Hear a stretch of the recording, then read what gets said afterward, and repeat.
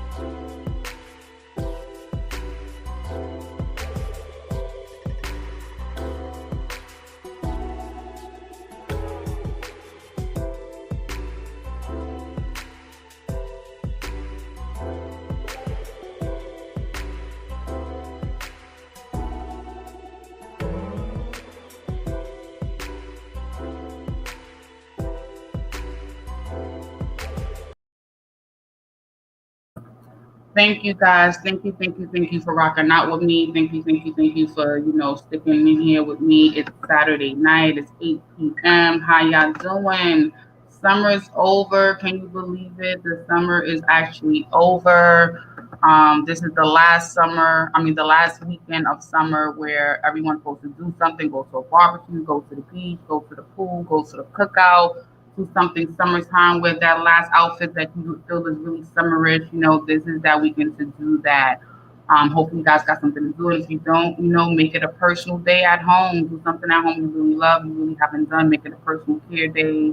Relax, get a massage, soak in a nice bath, get your nails and toes done, get your hair cut, get your mustache and your beard trimmed, ladies, get your eyebrows waxed, get the personal thing waxed, do what makes you feel comfortable and pretty and good and make you want to smile inside out and give you that glow factor.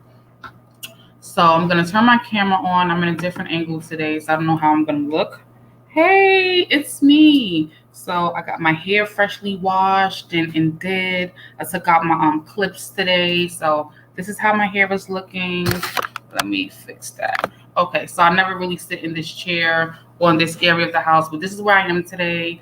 I may cut my camera off at some point in the stream, but good evening, everyone. It is Kychel. How you guys doing? Shout out to all my new subscribers. Shout out to everybody who messes with my channel, always jumps in my chat. Shout out to everybody who, always, gives me likes, gives me thumbs up, got people talking about me. Thank you, Jose. Hold on, let me get my little lip pumping on. Thank you guys. Feeling like a queen. Thanks to you guys both. It's the end of summer, this is gonna be a different kind of chat. This is gonna be so unique for many reasons. First off, I'm being very transparent tonight. I'm gonna talk about myself, me, my journey. In addition to that, I also want to talk about, a little bit about the whole rebranding thing. And I want to give you guys some of me that I feel like I may not be allocating the proper way. So first off, shout out to the whole chat, Rakeem, James, Jose. Thank you guys for pulling up. I want to hear about the weather right now, Jose. But I want to tell y'all more about me. Good evening, Susan Satin. How are you? You drinking Moscato? I definitely have a little bit of Montebello right here. The nerve of me after just having all the stomach problems and all that. But yeah, I have some Montebello. So good evening, everybody. Today is going to be a very unique chat and stream for me. Something I've never done before. I'm going to talk all about me before fitness, before wine and FaceTime, before, working with people, training people. I'm going to talk all about me. I'm going to talk about who is Kychel, where she come from, where she been at, but not all detailed and take you a whole biography type of way. But I'm gonna give it to y'all in a sense of speed jobs so you know what kind of lady I am. So thank you guys for jumping in with me. I love that it's 4 people already watching the stream. Please make sure you hit that like button. Your girl needs those likes, you heard me? So first off, Kychel. Who is Kychel? Kychel is so much like everyone out there. People that are in their heads, people who live a hard knock life, people who feel like they struggle to survive. Like I am just like the everyday next door person, so to say. Um, I have challenges, I have insecurities, struggles still with all that I've accomplished with KFIT now. This YouTube thing for me right now is definitely a journey and interesting because I get to be myself and who is myself. I'm super duper unique. I have so many different talents that I don't talk about or exercise or show the general world or public. And I think we all, some of us, jump out on a limb and try to see which one of those talents is gonna pop or not. But I'm gonna talk about my passions tonight. I'm gonna talk about my goals tonight. I'm gonna talk about my dreams, my motivation. I'm gonna talk about all of that tonight. And I really want to, touch base again on that whole K-Fit now, Kychel, all that jazz too. But again, please make sure you like and subscribe to my channel if you're currently watching. I don't know if my lighting is so good or not, but I'm feeling myself. I just had an anniversary, just to get off track real quick. So September 1st, I made another month lock. So to be specific, I made 27 months locked. So your girl is 27 months locked in this game. Chicken head burp. Yeah, so another month locked in this game. So I made 2 years in June. So September now, so that's 27 months. So I'm on this hair journey, this locked and not bound journey, this lock queen, melon, whatever you want to call it, journey with the hair. Recently dyed it. I'm learning how to wash it and do it myself. And, it's going good. It's still looking healthy and great and it's blossoming and growing and it's all down my shoulders and all that. So the lock journey is good and I'm loving it because I'm lazy. I hated doing my hair every night, twisting buttercream, satin cap, blowout afro. It was a lot. I'm a real lazy person. Like I think I was meant to be a boy. I still have so much of my tomboy ways in me. But anyway, enough of that. Thank you, Suds and Satin. I really appreciate that. I love your hair too. Your hair is so beautiful. I'm definitely inspired by your locks. I love, seeing how you had your locks the first few times I met you. So definitely was wanting to do about that. Talk about that, at some point, when I met you, like, oh, I love your hair. I love your hair. Your hair's so cool, so pretty. And I was so new in my lock journey when I met you. Another interesting thing too. I was like in the stage where I think I was still always finger recurling my hair ever so often. But yes, girl, you are another motivation for me in this lock journey. So it's Saturday night, and I'm talking all about myself and who is Kychel. So I'm gonna tell you guys, in a nutshell, Kychel is from the Bronx, New York, mother of two, college graduate, working law enforcement, very introverted, shy person, growing up for most of my life. Um, I definitely come from a line of thick, curvy, voluptuous women, thick thighs, hips, booty, wide frame, you know, southern hospitality looking, women. Um, my dad's a creator, My mom is very, strong, motivated, courageous woman who, very street smart, great in mathematics. I'm her only child. She has no other children. I live with her for most of my life. I grew up in the Bronx, Butler Projects, New York City, and I lived in poverty and low income areas for the majority of my life. Even to this day, I live in housing. And for all of that, I've experienced a lot. I've seen a lot before my age, before other people probably thought I should. I've witnessed murders, as a kid, I've been through molestation. I've been in situations where, I lost my job. I was on welfare before. I was on unemployment before. I had Medicaid before. I faced all challenges other people have faced. I was fired from a job before. I've had heartbreak. I've had loss. I've had failure in every area of my life, just like everyone else. And with all of that, I've never always dealt with all of those things the best way. Currently in therapy, been in therapy for maybe a few years now. Did couples therapy before. Have several best friends throughout my lifeline. Was really motivated by a lot in life, especially, my environment, where I come from, where I live, what I seen growing up. I didn't have a lot of male positive role models in my household. I never saw a lot of positive male men, in my psyche or environments, to know what a real man was growing up, or what a good father was, or what a stand-up man looks like. Same for a woman. Most of the women in my house always, for the most part, were strong, had two jobs, or were on the system and made ends meet by doing whatever was necessary. Everyone, had boyfriends or baby fathers, who came and went.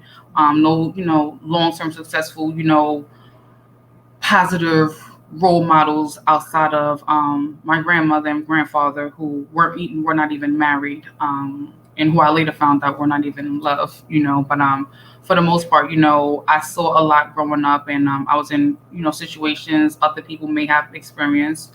I lived in shelters at times.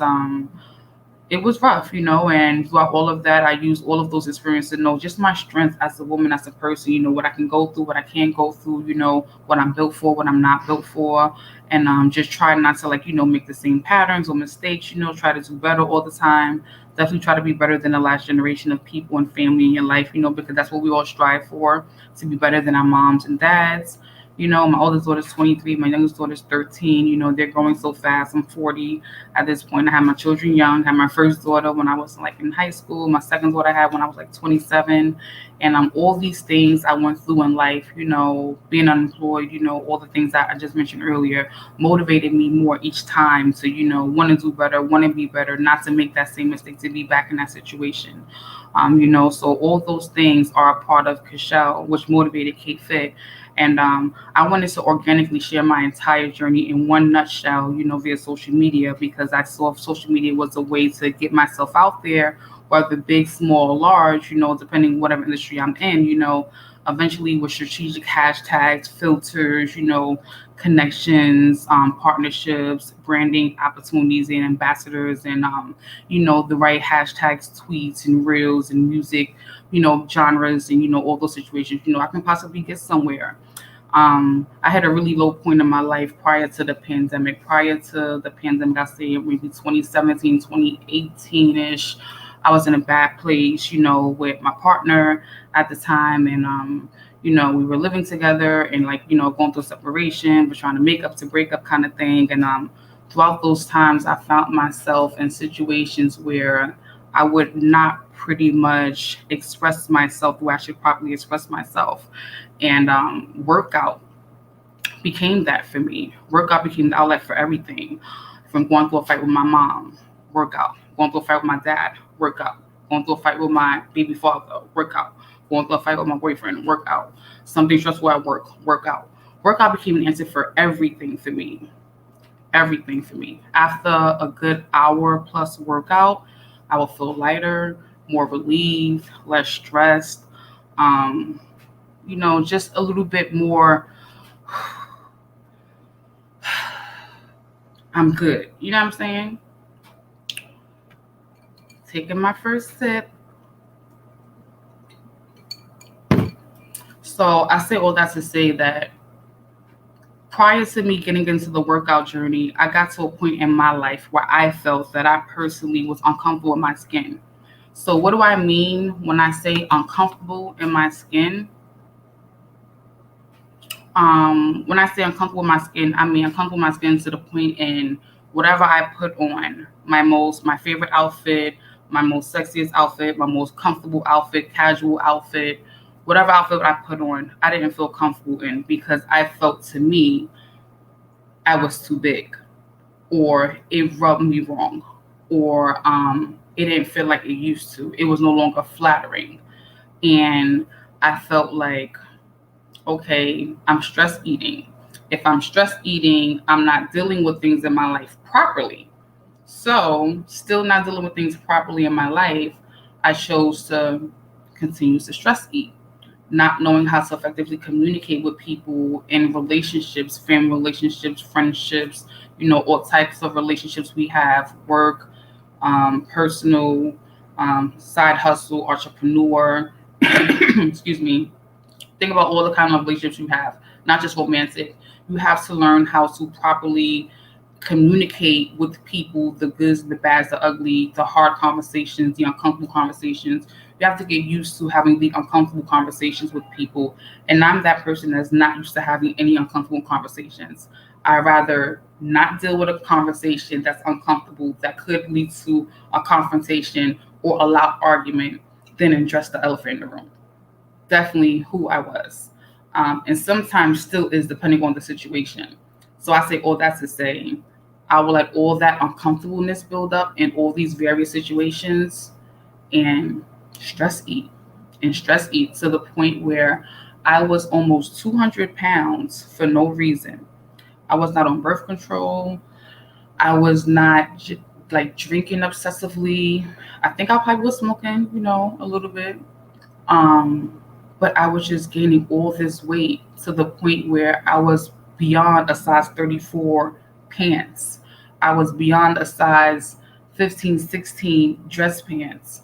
And I was perspiring excessively to the point where all of my shirts had spots in them, for just being thicker and my clothes rubbing more as I'm being active and everything. And I had to start to take deodorant and extra clothes to work with me because I developed the odor that was that stench to have to do all of that. So that was a part of my uncomfortable zone, in life. And I didn't do anything about that for a very long time, probably maybe 5 or 6 years. I did nothing but just gain unhealthy weight, not deal with stressful situations, not approach conversations and not have conversations I need to have with people in my inner circle or in my life that, really needed to happen. Shout out to the chat. I see the chat is on fire right now. I have no idea when I'm gonna drop the stream, but I'm gonna tell y'all this is gonna be a long one tonight. I'm really gonna let y'all know that shit right now. This is gonna be a long one. So shout out to the Radical Latino. Thanks for coming through, Radical. I appreciate you. Shut up, Radical. I hate you. Shout out to such and such. And well, then you definitely stepping out of your comfort zone on this platform because you're open to talking about it a lot now. Absolutely, such and such. And I'm open to talking about it a lot now because I'm 40 years old, number one. Number two, I have daughters I'm out here raising. Number three, I can't be out here walking the walk without talking the talk. And number four, it's time to move past that. I'm currently in therapy. I'm currently doing everything I do to not repeat generational curses. I'm currently trying to do everything I'm trying to do to not repeat my own same mistakes and patterns in life. And I'm currently I want better, I want to do better. I want to be better. I want my daughters to be better, I want my family to be better. But I know I can't bring everybody with me. I know everybody ain't going to come with me. I know everybody ain't going to be ready for the journey. I know some people get left out on this journey. I know that. I get that. I understand that. So, I'm just ready to stop hiding and, stop, pushing certain things under the rug, so to say, and that's why this stream is so different, so unique for me tonight because I'm out here spilling some tea. Real talk, I'm out here spilling some tea. So with all that said, Good evening, everyone. Thank you guys for popping in. Definitely talking about who is Kychel. Um, Kychel is very was and is a complex person. I'm moody as hell. I have mood swings. I'm a Taurus. I'm into astrology. Outside of that, I didn't always communicate well. I didn't always, speak my mind or speak up for myself or stand up for myself or show up for myself. And through fitness, these things became more vivid, more possible, more, understanding to me to say, okay, I'm ready to step out my comfort zone. Still, I'm not ready to step out my comfort zone sometimes in situations, but I'm getting there in various situations. And fitness has been that outlet for me to make me be able to say, I'm strong, I got this, I'm a warrior, I'm a queen, I'm cute, whatever the case is, because now I'm wearing things I wouldn't wear before. Now I'm doing things I wouldn't do before. I'm in skimpier workout clothes, I'm in skimpier clothes outside going out, I'm out here showing stuff that I wouldn't dare show when I was 198 pounds. I wouldn't dare show this frame at that time. But I say all that to say, my confidence grew through fitness, and that's why fitness is so important to me right now. Fitness got me through all of those hard times with family fights, family drama, personal drama, boyfriend drama, baby father drama, fights and arguments with them, coworkers, friends, people in general, going through adversity in life, going through struggles, and like I said in the beginning of this stream, being on unemployment, welfare, getting fired, not having a job, struggling, having a side hustle, like get me through all those things in life, got me to, channel that all through fitness, and my motivation continues from all those things. Plus, I got daughters out here. I got a 13-year-old and I got a 23-year-old. And I'm 40, so I don't got time to just be sitting back eating, snacking like I can afford to get unhealthy. I don't got time for none of that ish. None of that. You know what I'm saying? So at the end of the day, I just feel like, for me, KFIT is like my superhero suit. It's like my Sasha Fierce to Beyonce. It's like my alter ego. It's like my getaway. It's where I'm strong, I'm fierce, I'm confident in everything I'm doing, in every aspect of what I'm doing. In when I'm with a client, when I'm talking about something, when I'm trying to educate somebody on why I'm doing what I'm doing. It's always genuine because it's gotten me so far through life without, having to go the raw, hard way with people, like fighting, clapping, getting it popping with somebody just because, y'all don't see eye to eye and y'all can't communicate well. So I want to take a moment to make sure I'm just in the chat. So I got a comment from Radical. Wanted to show love. Shout out to KFIT. Don't turn into my ex. Thinking I'm always cheating. You them girls is family. They just really friendly. Much love, Radical. 18 Flight. I definitely understand your journey, KFIT. I want some similar things as well. Big shout out to you, Rakeem. I really appreciate that. Transparency is important. We got to get to a point where we become transparent and hold accountability for the things we do, because at the end of the day, it's important. I was just talking to somebody about doing the OnlyFans today, and they was like, don't get decked. I'm like, why not? I could do the OnlyFans, you know what I'm saying? They could be like P-Valley. You could be in the room making sure, kids ain't coming out, whatever the case is. I come out, put my wig on, pop it on. Yo, I definitely have an account. But I got to go shopping, get all the right things. I got to be clean. I showed too many outfits on social media, so I got to get clean. I got to go shop to do that. But definitely got an OnlyFans account. I do. I'm going to be honest. I do. Only got a few posts in it, but I gotta take it seriously, That's a whole salon day, hair, nails day, wax day, outfit day, that's the whole day, But on a more serious note, fitness has gotten me through a lot of my struggles in life, and I'm definitely now to the point where, I'm able to have those uncomfortable conversations. I'm able to now have, better communication with people when it comes to, bumps in the road and things like that. I'm able to, now approach situations and, whether it's what I want to hear or I don't want to hear, I'm here for it. And on this fitness journey, I said, you know what? I don't want to just show me doing fitness and diet and exercise and yoga suits and my products. I don't want to just always do that. I want to also have the opportunity to talk about myself, because so many, in my opinion, so many personal trainers just show the hard work, the hard dedication, which, I guess is great, which is good because, you got to show results, right? But I feel like they make them not relatable, not personable, not approachable sometimes when it just looks so intense. You're like, you know what, that bitch up here lifting cars, I ain't fucking with her. She's doing too much. You know what I'm saying? So I feel like at the end of the day, I want to be that different kind of personal independent trainer that can, show you more of just we doing 1,000 squats. Although I did a video when I did a workout when I did 260 squats on live, but I want to be different. I want to step out the element. I want to be able to talk about me, who I am personally, mentally, spiritually, emotionally, share what I'm doing and show the workout and all that too, So I don't, I'm still figuring it out. You guys seen a little bit of change. You see my banner changed now on YouTube. You see my name is now changed on YouTube. So I think YouTube is going to be more of a personal page for me where I do my personal stuff, and I may not always, share it on Facebook and Instagram and TikTok like I've been doing thus far. I think this is going to be something separate from everything else I'm doing, and I think, maybe I may delete some playlists here that, or remove some or rename some or, figure those things out. But, I'm still in the midst of like figuring it all out. But yeah, I just wanted to, make that be known and put out there as well. I see a lot of chats, comments right now. So we all go through many trials at times. Yes, we do, Jose. Shout out to Jose Negron. If you guys don't know who Jose Negron is, he has a great channel with great views, talking about various things from the Latino community to political aspects of life, to controversial things, and so much more. So definitely shout him out. Hit the like and subscribe button for him, as well as the Radical Latino. He has a crazy amount of subscribers on YouTube, so definitely jump on that bandwagon if you don't know no better. James Mapp, especially jump into James Mapp YouTube channel. I just met him, but he definitely has an interesting channel. I'll be definitely sending him a sub after this video is over as well. But definitely follow my people. They show mad love to me every video I'm doing. They give me props, they give me love, advice, all that interesting things to make my video pop.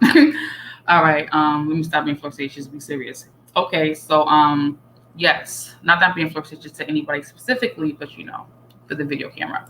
So yeah, I want to be able to share my personal journey, my challenges, for example, my lock journey, my makeup journey. I want to be able to share that and invite you guys to who I really am, what I like. I'm super sweet, passionate, sensitive. Just because I'm from the Bronx, New York, I'm not ratchet. I'm really not. Of course, I can get ratchet if I have to. Like, who can't get ratchet if they have to, You know what I'm saying? You all can get ratchet. We got to, but, I'm not about that life, Yeah, I got a little taser to protect myself, but I work in the Bronx by Yankee Stadium. I can't be going out there empty-handed, but whatever. Anyway, I'm not saying I have guns. I don't own a gun. Don't know how to use a gun. I don't carry blades, in case people are watching, reporting me back to the office. No, I'm not about that life. But anyway, just realized that I do have people from work watching. So okay, I got people from my work, my job probably watching this. Yeah, I don't give it up like that. But I'm just saying we all know how to defend ourselves, right? Yeah. Sip. So yeah, I felt like in a time in my life where working in my job, I could be a victim. We all could be a victim of something, right?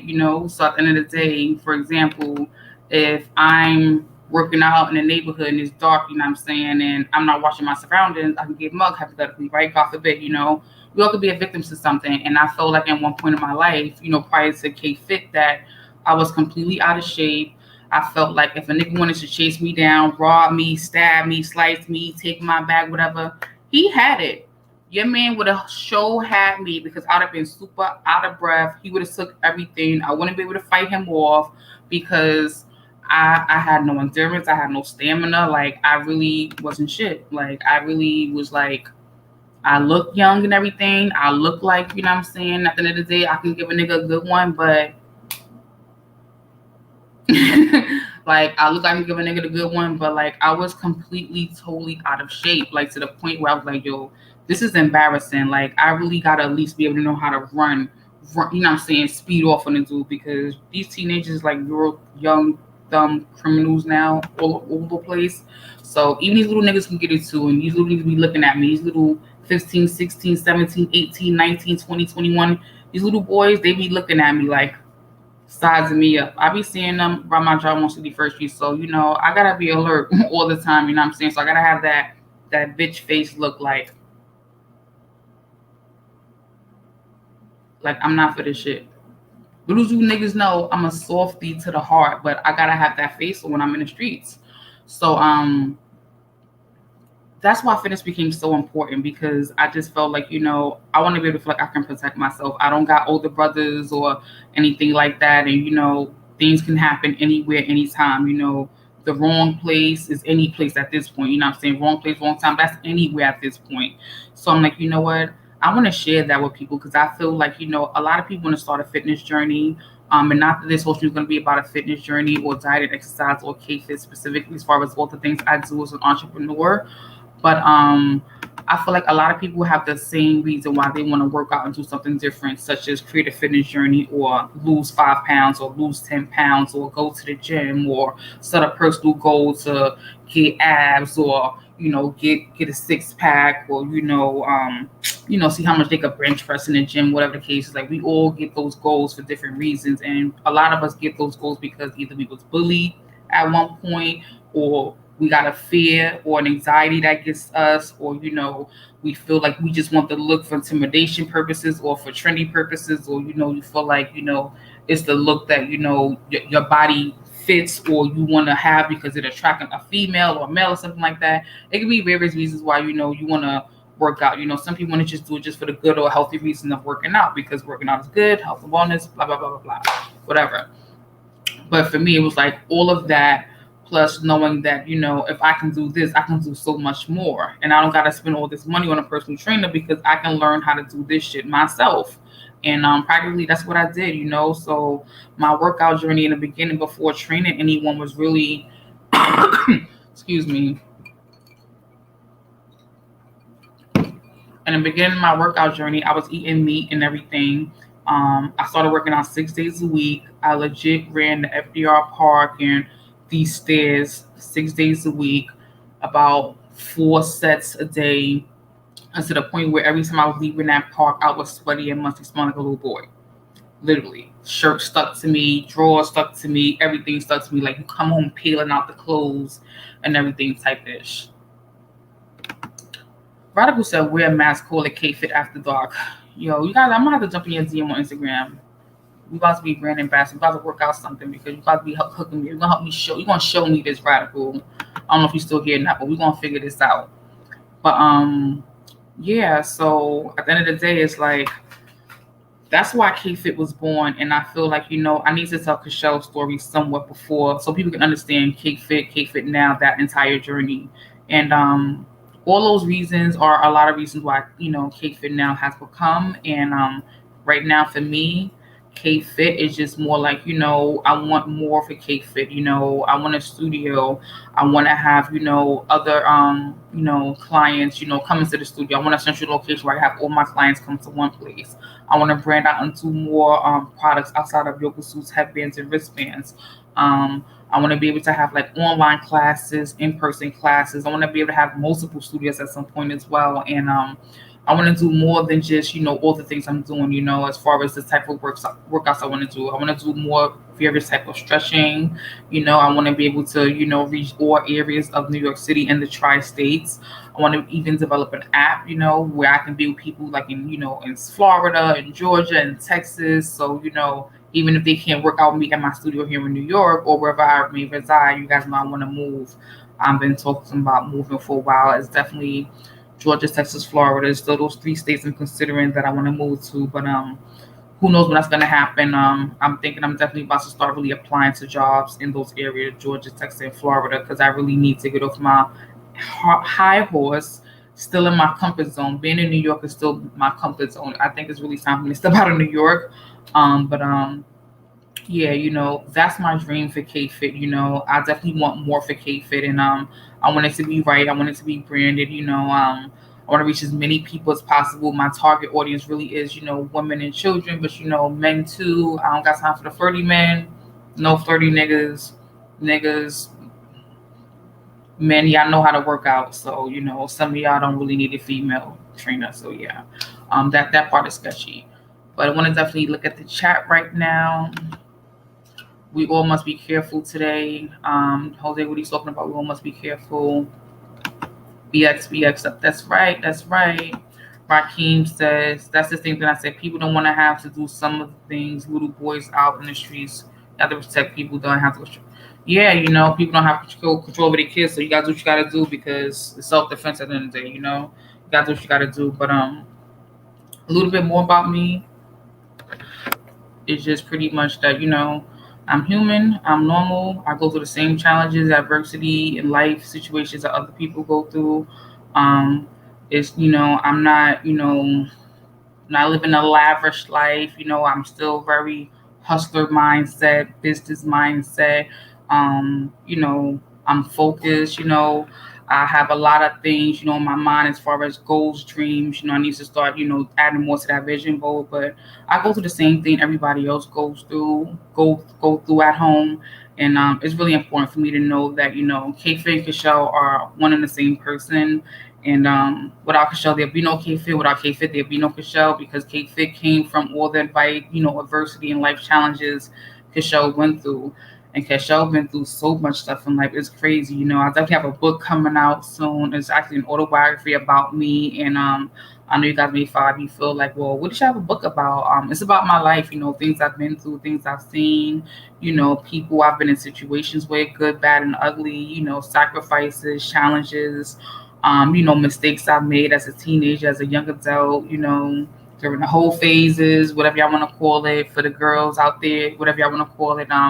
It's a lot of juice, a lot of tea, it's a lot of family gossip, some tea, and things I experienced, as a black girl in New York City, in the 80s, born in the 80s, a millennial, we heard of this term a lot. What happens in this house stays in this house. And a lot of things in the book are based about what happens in this house stays in this house type of stuff. And some of those things ain't good because they stay with us and they linger. And if we're not careful, they get taught on to our next generation of children. So it was important for me to write that book to reach someone who I can relate to and will want to FaceTime. I always feel like I'm relating to someone, even if I'm not doing it in the most educated way or the proper way or professional way or the way it's done in YouTube history studios or social media history studios. At the same time, I'm not trying to be like everyone I see on YouTube. I am trying to get the rhythm and algorithms of all of this and everything that comes with all of this and everything, but I want to remain myself in everything I'm doing. I don't want to ever become scripted. And I heard myself kind of sound scripted up here a few times. I'm like, all right, why am I doing that? I'm trying to appease to an audience I don't even have yet, versus just remaining to be myself. So that's what I want to give you guys, myself. And I don't want to confuse anyone with any content they see on Wine and FaceTime or on my channel and say, well, how does that relate to Kychel? I am so multidimensional and different. I have so many likes and desires and dreams and goals and admirations, and there's so many things I'm into. It's crazy. I'm just not a one-dimensional person. Like, I'm into sci-fi. I love sci-fi. I love homicides and dramas and romance and comedy. Like, I binge watch on Netflix like the regular person. Like, I shop at Walmart, like I got a Sam's Club account. Like, I'm a regular girl from the Bronx, for real. I really am. I just want to do something about the things in my life that I don't like, that I'm uncomfortable with, that I want to change. And fitness helped me achieve some of those things. And after going from 198 pounds with, all this thickness and width and trimming down to 167 pounds, minus 3 to 4 inches, looking snatched like high school days, you couldn't tell me shit. No, you could not. So the motivation to help another person get to where I was easy. The motivation to, do videos and show people what I did to get there was easy. The motivation to join the gym and get a real personal trainer to teach me the things I didn't know was super easy. The motivation to start a social media platform and share that with the universe, that was super easy because it was never a scheme or a scam behind it. It was about, look at me now. Look what I did. If I did this for me, you can do this for you if that's what you want to do.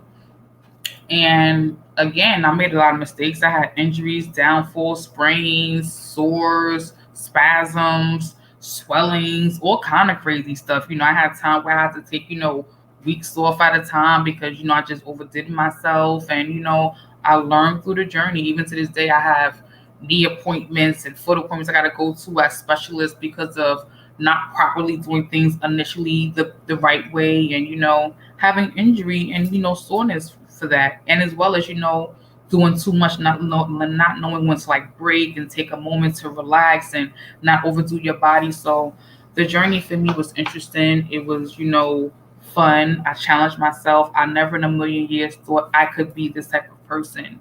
For me, I was definitely a chopped cheese, honey bun, brownie, Breyers ice cream kind of girl, snacking. Snicker bars were my favorite. Sprite soda was my favorite. Like I was such an unhealthy person. It was crazy. Like I was definitely a four chicken wings and pork fried rice kind of person, or a McDonald's number two cheeseburgers and fries and a soda kind of person. That was definitely my life. And it took for me to have a kid that had lupus for me to change my life. My oldest daughter, who's 23, developed lupus at 15 years old. And I blame myself, like, oh my God, what did I do? How did this happen? Research lupus only to find out that lupus is not hereditary. It's not something you can like train, like give that pass down to someone necessarily.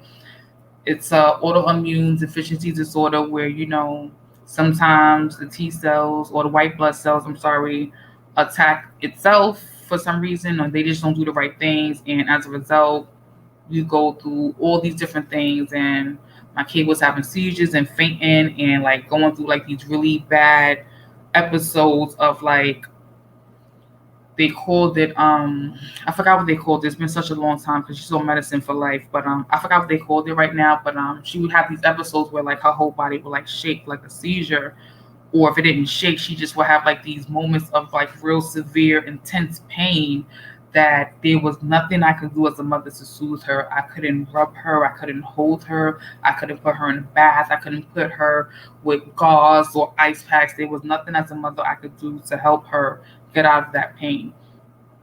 We did blood tests, and the doctors, officially, determined her, they diagnosed her, that's what it was. And from there, she's been on medication for life, and she'll need it for life. This medication makes sure she doesn't have these episodes. These episodes were violent, they were severe. They would put her in situations where she could faint in the middle of the street. They would put her in situations where she was unable to go to the bathroom for herself, cook a meal for herself. These were really serious episodes that made me cringe as a mother to not be able to help my child, you know?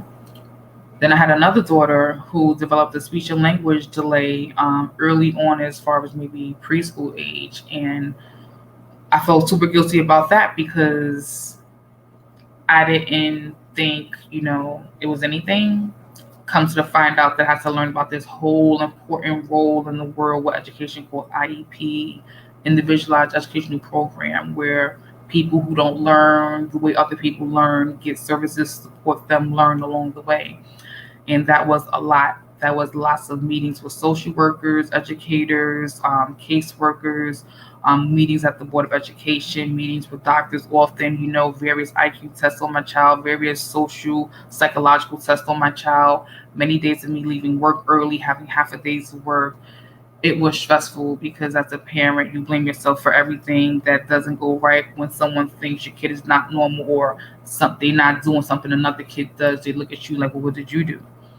So dealing with that, in life, that was another thing for Kychel that she didn't handle the right way. That I eventually had a crisis meltdown on about at some point in my life because you feel like you failed as a parent. How did I have a child that had this development? What did I do wrong? How do I fix her?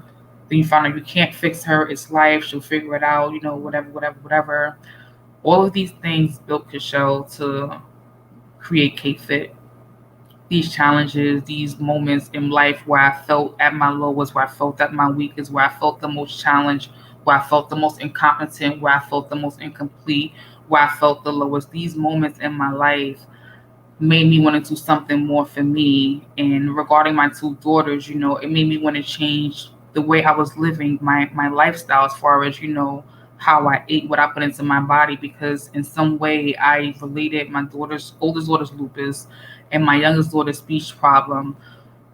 For me, I just related it to health and wellness, what I ate during the pregnancies, or what I fed them, or immunization shots, or the government, the system, nutrition, how we're taught to cook for our children, how Americans eat, the food program, vitamins, nutrients, things I didn't do, things I did do, doctor's appointments. I thought about all those things and thought I did the right thing, as far as I know. I took prenatal pills, went to my doctor's appointment. I did everything every parent's supposed to do, every woman does when she's pregnant. And yet, this is what happens. So I learned to grow to understand how to deal with these things, and I did. And then again, that also is a part of Kychel's life, which definitely has a lot to do with KFIT's strengths and motivations of where she pulls her energy and gains from, to keep moving forward.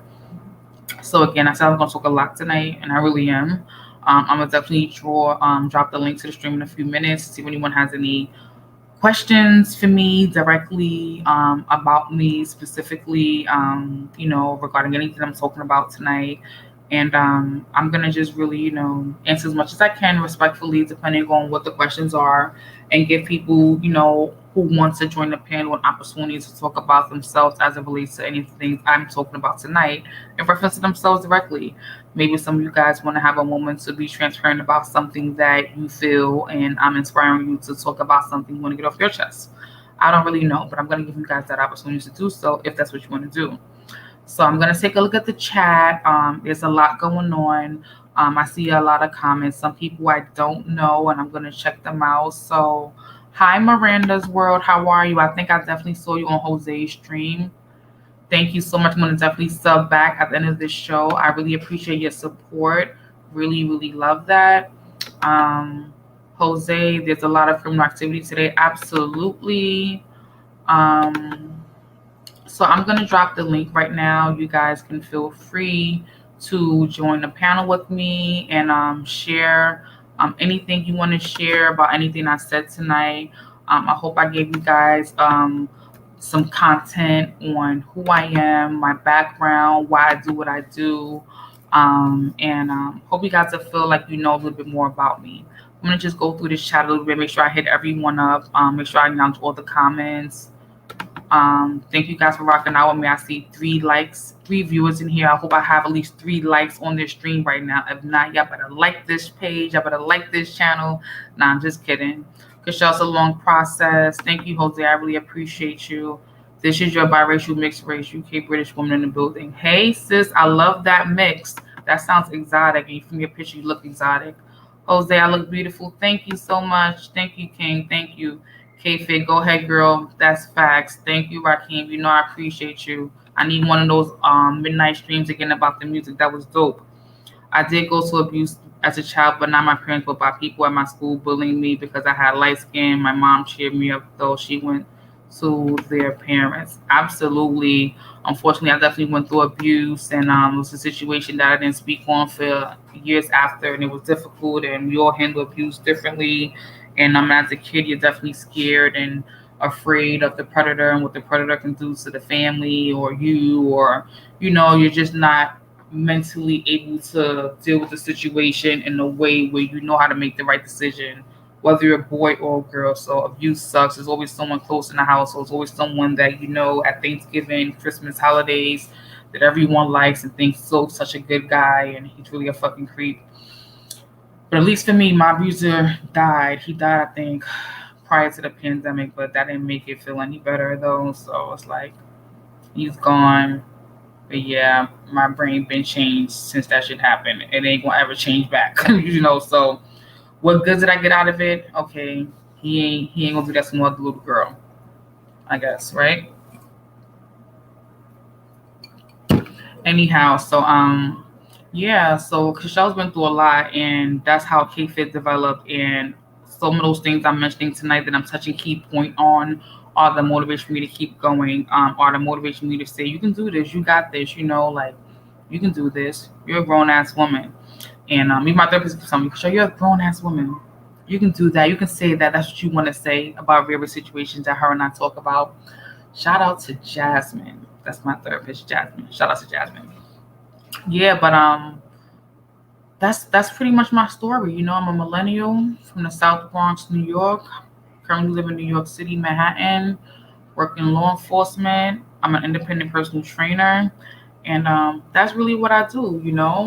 That's how I'm moving, that's how I'm shaking, and you're gonna see a little change happen pretty soon with certain things. Again, as I said, you already started seeing some of these changes. Some of these changes you're now seeing are, on my logo. I'm here on YouTube, as well as my bio here on YouTube. But Something interesting I want to do right now that I haven't done before is show you guys some ads. So I'm going to show you guys a quick ad.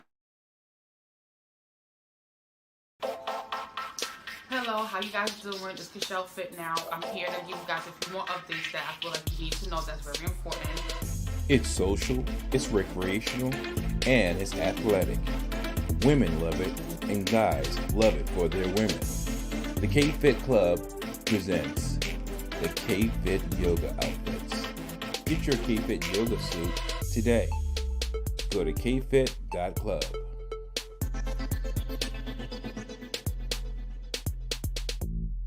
Stay tuned for that. Thanks for checking out this video. I appreciate all the love and support.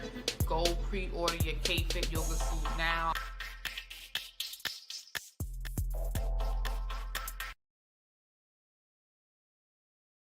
Yes, so that is some of the products and services I have for KFIT. Ironically, I'm up here educating you guys about who Kychel is, but I'm still branding and talking about KFIT because, again, they're one of the same.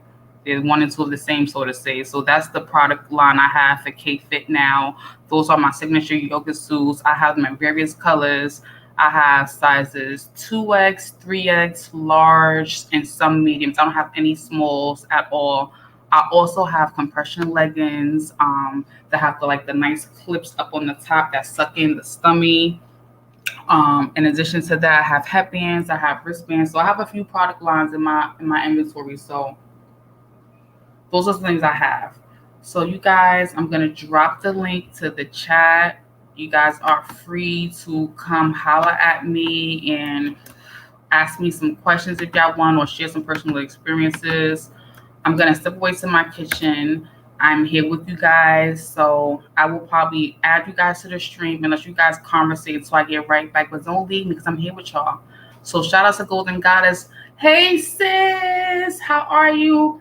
I love Golden Goddess. I'll be hearing some talk about Golden on some streams. But I'm like, you know what? I don't know what the hell they be talking about, but she all good with me. I said that the other day on Jose's stream.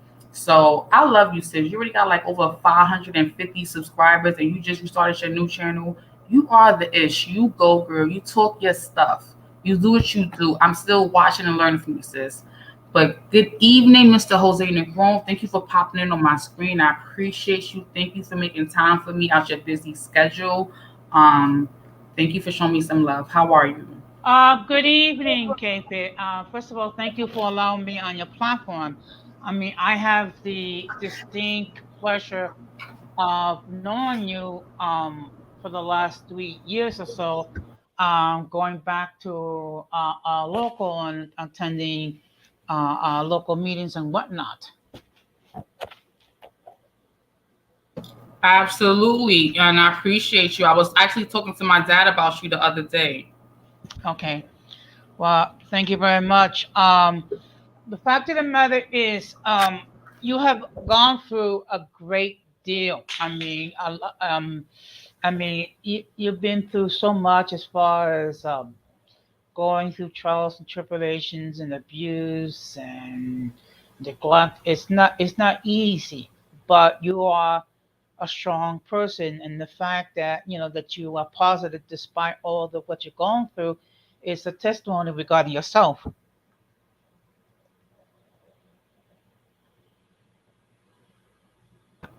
Thank you for that. I have another person joining the stream, Mr. James Maps. I'm gonna add him right now. I love you too, Golden. Hi, Mr. Maps. Hello, guys. Good evening.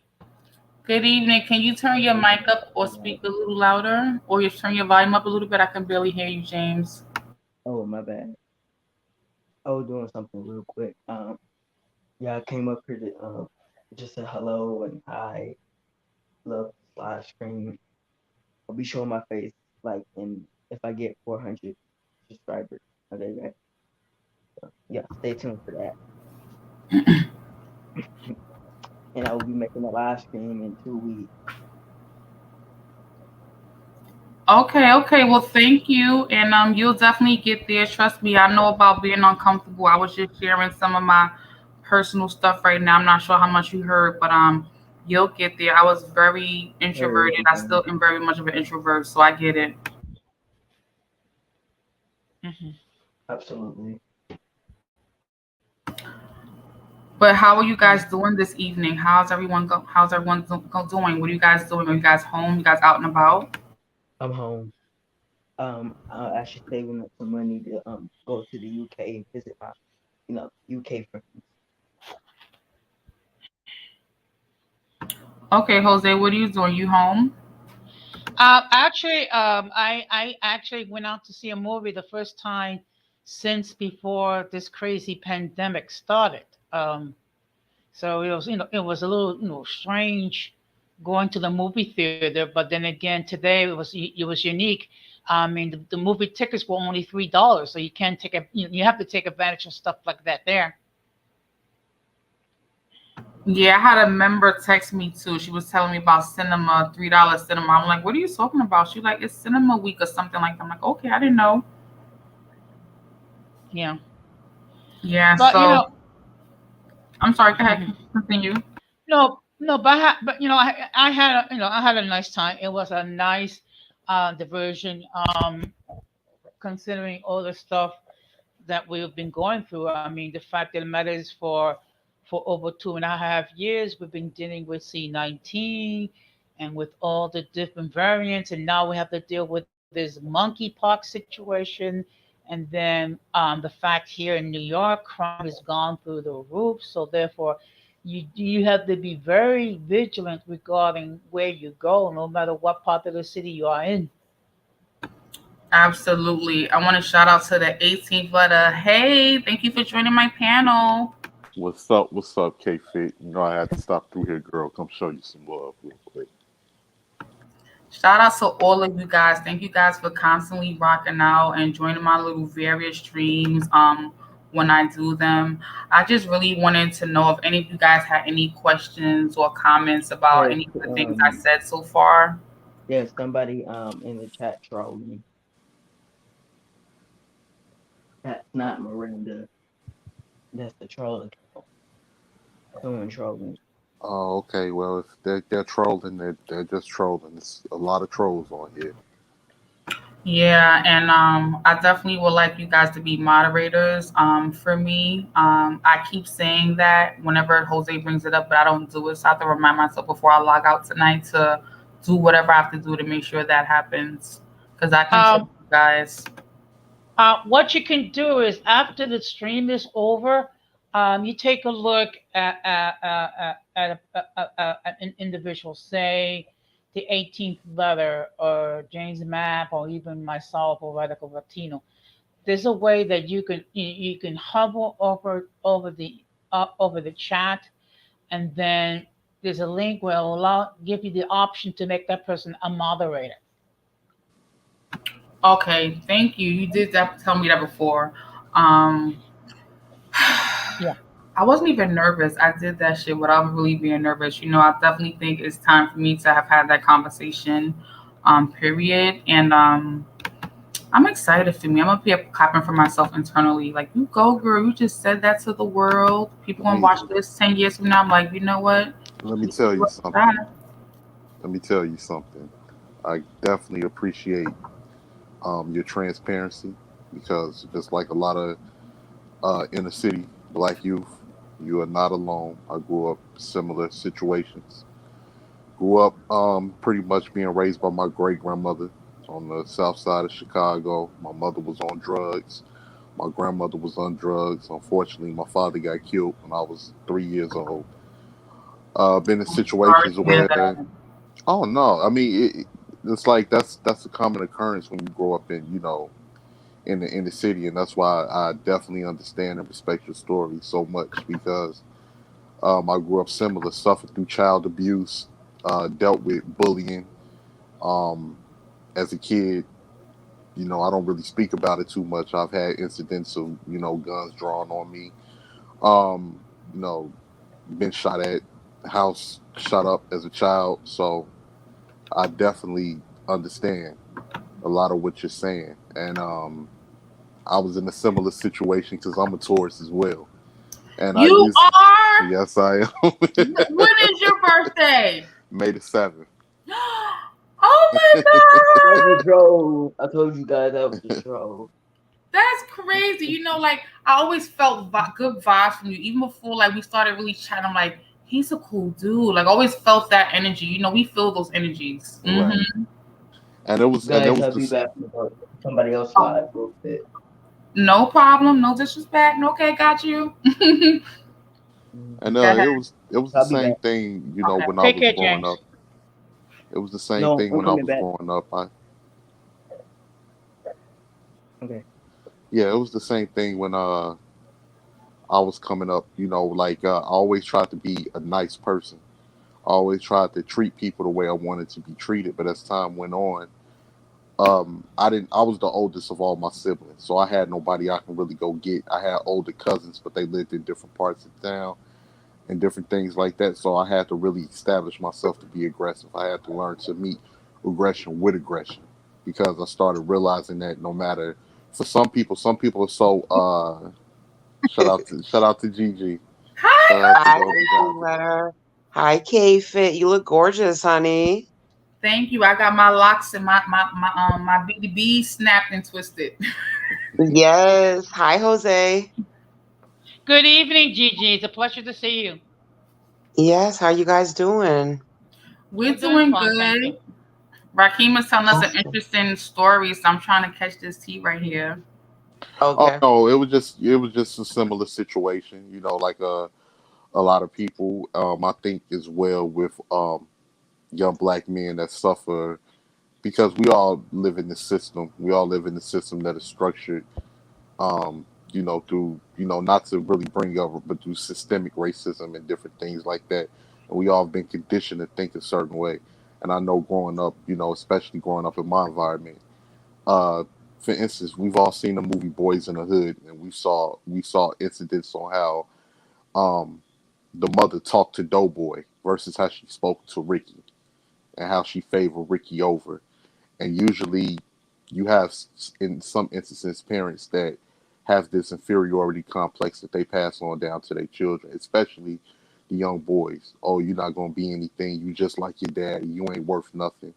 And that self-hatred Yeah. manifests itself into harming other boys, harming other black boys because they see their image in them and they hate their own image. So therefore, and resources and survival and everything plays a part in it, but that's where a lot of ruthlessness into dealing with your own comes into play, as far as you hurting somebody that looks similar to you. I mean, the best description I can give is in the movie Juice, when Bishop told Q, when he said, "Look, I'm not shit, and I ain't never gonna be shit, and you less of a man than me. So the day I decide that you ain't shit, pal, so be it." So, and that's how the mentality is for a lot of young boys now. Usually, other black people that grow up in more prominent areas, they don't have that issue because we know when you have resources, when you have money and things going up, you tend to come from a more stable environment. And I tell people that whenever they try to, point out a lot of the degenerates, because you have some people that point out what goes on in the criminal element in our communities and try to say that's the whole group, when in reality they're pointing out the people that are in the lower specter of our group to make themselves feel more of a superiority complex. And you simply ask them, well, point me to the middle income suburban black kids that's doing drive-bys. You're not gonna see it. Very true. That's what it is. We all see different things, but real recognize real, and for some of us, it's too real. And the trauma we carry with it, is masked in our clothes, how we speak, what we work. People don't really know what's under our layers until you crack, snap, and pop, or you have a meltdown, or something tragic happens. Those little pieces of you resurface sometimes, and sometimes you're just taught how to hide it really well, and it just never comes out until a crazy moment comes up. But I'm realizing that, is we all have to tell our story at one point or another. It's just like true to the game. Like, you gotta be true to who you are, because eventually those lies are gonna catch up with you. Not that I'm portraying lies, but you shouldn't be afraid to tell your story, whatever your story is. Like, Golden got a story, Rakeem has a story, Jose has a story, and all of our stories are unique. Not because it's on our own individual stories, because they're all different. And as soon as you can like respect and honor your story, that makes it all better. Like, someone told me something like, actually my therapist told me, she says, you speak about your past life as if you're disgusted with it. She like, don't you realize that that story, that history is what made you who you are today? Like, that's a part of your struggle, that's a part of your legacy, that's a part of your history. So what do you guys think about that? Have you ever thought about your past as your legacy, as it made you Golden Goddess, you the 18th letter, you the Jose Negron? Like, that past, had you not had that past, you wouldn't be Golden Goddess, you wouldn't be the 18th letter, you wouldn't be Jose Negron, you'd be someone else had your past not been your past. Like, what do you guys think about that? I agree Um, with that to some degree, but I do also look back on things and would have made better choices, like a lot of us. But I do think that you made a great point as far as the respect, because oftentimes on YouTube's people want like an echo chamber, and I rather have a bunch of people with different opinions and we talk about it and debate about it, than just everybody sitting around agreeing with each you know. But people, they get in their feelings and you know they just don't have respect. And that's what I love about you. Like, you're so outspoken. And me, the introvert, like, I don't know why my name is not Introvert Bariqua, but my name should be Introvert Bariqua, because I'm always the person that's always overthinking. Like, ooh, I don't want to say this because I don't want this person to think that.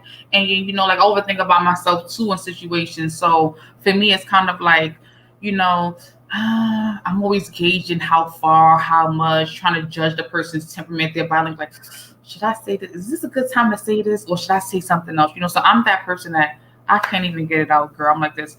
Oh, forget it. I don't want to talk about it no more. Like, like my mom, she's a snappy, fiery. We can fight right now. Like, it gets down right now. You can't tell my mother she's not. How old is she? 60. She thinks she is 30. She's ready to fight whenever, wherever, however. You're not going to disrespect her. Like, I be having to hold her like, Mom, you not young. You not young. Like, I wish I had that fiery in me. For me, it takes my back to be against the wall for that threat, for that push to be like, boom. Then it comes out for me. So I admire that about you. Well, thank you. I mean, but that's a good quality to have as well. I mean, sometimes people do forget on YouTube because they're on the internet, but you do have to be mindful of the things that you say, and you can't be so impulsive in your reactions and outbursts, because this is the internet. Nothing goes away. It's going to come back around. Right. Absolutely, absolutely. Because that, and oh, I sorry. think my I'm sorry. Go right Hi, ahead, Jose. Montana Wax. I'm so sorry. I added you to the stream. I'm sorry. Hello. I thought you were going to say something after she stopped. No, hey, Bye, hey, Montana. hey, how's everybody doing? How's it going? It's been a crazy couple, few weeks for me or whatever. So, just glad to be back. I listened in, before I joined the panel. I've been on about, roughly about 10-15 minutes. I wanted to kind of listen in, before I spoke, and I was still kind of, doing some listening. I kind of came in, on the 18th letter. I'm very, very abreast, of what he was sharing. Because like he said, countless times before, we grew up together. So we were exposed to eerily, similar circumstances. Um, it was just packaged different. But one of the best things, that came from it, um, that I take with me, every day. I actually wanted to have, um, something, kind of like, more introspective or positive to say, regarding the subject matter. Was, I learned that, um, sometimes people are just products of, the way that they were, brought up. Um, and oftentimes it's the people we love the most, And because we weren't exposed to the exact, same circumstance as our, parents, or whoever was raising us, or people of influence, um, it's traumatic. It's trauma. So people, people tend to, um, recreate their trauma, for their kids, or who's ever underneath them, because that's the only way that they know how to mold, and teach, and things like that. And I believe that's why.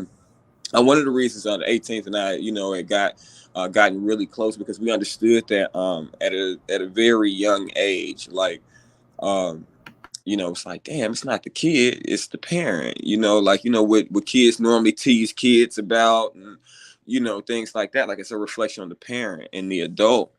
And we got that, at a very young age. So I, as I started, having children myself and things like that, it was real deal pressures on me. Like, I kind of went to stepdaddy boot camp, is what I call it, to kind of, you know okay, that's how my stepdad was brought up. So he was a jerk, stepdad, but he was a provider. Never went outside on my mom.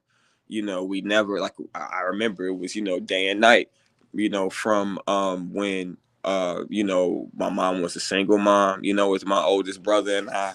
And when she was, married, and it was, day and night. So I had to take the good with the bad. My mom was extremely ill. Her life was in danger several times. She had a lot of health ailments, and she had to, take like prednisone and, other things for her. So my stepdad was, dealing with a lot of pressures, and he had an ill upbringing. So sometimes we just have to, keep those things in the front of our mind, and make sure that we're not recreating, bad situations, in the future, and not, evolving and growing with the times, pushing tradition, et cetera, et cetera. We're in a different world now. So that's all I had to say. I'm gonna shut up now. Thank y'all for listening. No problem. Thank you for adding your couple of cents. Well, Anybody else want to comment? Yeah, I was gonna say, uh yeah, like what my boy was saying, we grew up together. I've known him since I was in the sixth grade. That's when we first met. And like, you can have different traumatizing experience, like what Miranda was saying in the chat. Like, growing up in the hood, you get teased a lot, you get talked about a lot, especially if you don't have the name brand clothing, if you don't have, certain things. And I learned to, talk about people back in order to be able to get kids up off of me and different things like that. But as far as things went in my household, I had suffered from lack of self confidence as well, because it was instilled in me at a young age that, you stupid, you not this, you not that. Mm-hmm. And it really hindered my confidence. And I wish that I can go back and do better in school than what I did, because it's like I had the potential to do better, but I was just subconsciously selling myself short, that I didn't capitalize off of my potential as time went on. And it was always in the back of my mind that I was afraid to fail, because I had failed so much. I was afraid to Even I'll put it try, this way, yeah.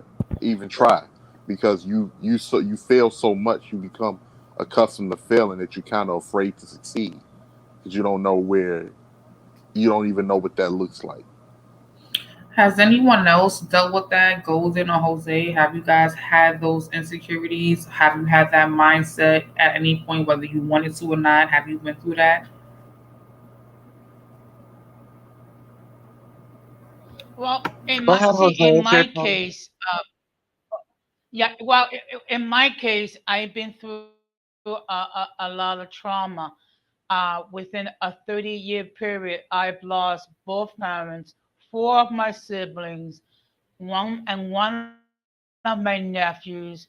I had dealt um, more more than once dealt with depression. More than once I've thought about suicide. I've been through a lot of emotional trauma in my life, and right now I'm undergoing therapy because I'm still grieving the loss of my mother and my older sister, and also dealing with the estrangement of um, certain people in my life. So it's been and it's been a difficult journey in my life, and people tend to have a great underestimate me a great deal, and people tend to misunderstand me. But when everything is said and done, I'm only accountable to myself and my religious upbringing. I mean, if people cannot accept me for who I am, it's their issue, not mine. Absolutely. I worry about my youngest daughter. My youngest daughter is 13 years old, and she has the speech and language impairment. She's a little socially awkward. She's an introvert. She's a Taurus as well. She's into everything most 13-year-old girls are not into, and not worry about her as far as how she's gonna be at 18, or she doesn't really have a lot of friends. Like she doesn't really need a lot of friends. She's like a YouTube kid, and she draws. She's an artist and everything, and not worry about her because in 2022 it's not like how we 80s millennials were when we were young. Even if it wasn't your parents, your neighbors, people in the neighborhood who knew you would look out for you. Yeah, we had sexual predators back then and everything like that, don't get me wrong, but it was a different kind of crime then versus the crime we have now. So I worry about her, because she's not the street smart average kid. She's not outside every day playing in the neighborhood park, or I don't got kids spending the night. She damn sure ain't spending at somebody else's house either. So I kind of have her somewhat sheltered, so to say. But I got trust issues with family and friends, and because of things I've been through in life, as I shared earlier on the stream, with molestation and trust, and all the things I briefly spoke about. So there are not a lot of people that can take her and watch her for me. So at the end of the day, I definitely want to make her more social and everything, because this is life, and I know she doesn't absorb the severity of certain things because she's definitely, like Denise is saying, all into the electronics, and I definitely need to make the time to make sure she's out of that, because it's really important for her to know that. Yeah, I wanted to speak on what you were just saying, KFIT. First and foremost, shout out to my sister Niece Gonzalez that's in the chat. Um, when we was growing up, and I think I speak for all of us when I say when we was growing up, things was a little bit more grounded because we did not grow up in the era of social media. Therefore, like it, and we've all been on YouTube, and we know that social media is so negative. It's very negative, and it runs rampant throughout. But our world was our 6 blocks. Our world when we was growing up was those six within that 6 to 8 block radius, and that was your everything. You didn't stay inside the house all of the time. You was always outside, and your outside usually consisted 3 to 4 blocks over. You'll go to different neighborhoods here and there, and your cousins live on this side of the town, so you go over there. But today, most kids, every interaction that they have is within social media, so they are exposed to a lot versus when we was growing up. We had our shows like, for instance, all of the HBO shows, The Corner, Oz, different things like that, and of course what we saw within our community. But they are exposed to like real time negativity, if that makes any sense. Yeah, for the most part, she's always watching stupid stuff like other people play with other toys on YouTube. It's not like she's watching like Oh yeah. ratchet stuff. Like it's like the anime stuff. Anything of something is too much and is brainwashing. But it really helps me like when I'm cooking or cleaning or like doing KFIS. So like, all right, I know she's gonna be quiet, but like still, I know that's not good because I'm taking advantage of knowing that I can cut that time to make sure she's doing something constructive. Well, if I may, Absolutely. if I Oh, may, hold on I one used second, to, G. I just wanted to say yeah, this real quick. yeah. Absolutely what you're saying, K-Fit. And I just wanted to let all of this younger generation know, and my boy Montana Wax is I going to already back know what me you up about to on say, this. I used to love anime as a kid, and man. I crawl so you kids can walk, because now it's considered normal. I used to get roasted for liking anime as a Yeah, kid. fried, deep fried, deep fried, boy. Let's not talk it down. It was rough on y'all. But what I was gonna add to that was um actually hostess, that's actually a safe thing that your daughter is doing. So like a pro to your cons, like a pro to your concerns. Um, a lot of times we didn't have what you say. We weren't able to. Uh, we didn't have as much access. So the children these days are figuring out what they're into and what they like a lot faster than um, uh, um, we did because of excess. So, for instance, we used to have to run home at certain time and catch things on TV. They have the leisure to watch things whenever they want to. They have the ability to not just deal with programming TV, what's programmed on TV, and they can go actually find something that they're actually into themselves. Um, YouTube, as much of a detriment it can be, as much of a negative it can be, is equally as positive. You can actually go on YouTube. Like, I go on YouTube all the time. Like, I'm not the best at putting shit together. It's just not my thing. I would have never been a carpenter in the olden days. It wouldn't have been my thing. I might have been a sheep herder or something. But anyway, um, I go on there and I know how to, use my hands. A lot of children actually have trades and don't even know it because of what they're tuning into and what they're locking into. Like, your daughter might have skills for her career that's gonna fund her life already right now. So because your daughter isn't the most social, um, they have those kids, like Rakim was saying, when we were kids, we had to like or attach ourselves to things that we weren't necessarily even really into. It was just the lesser of the two evils. Okay, well, I like this more than everything else that everybody else likes. So, and it's weird. Like, my daughter loves K-pop, right? I thought it was weird, and then I'm reading about it and how it's banned, over in Asia and things like that. But then I listened to it and I watched it. I'm like, oh man, you know what? This ain't that bad. Yes, please, yeah, love this. Getting to it. I started listening to it a little bit, so I can talk to her about it.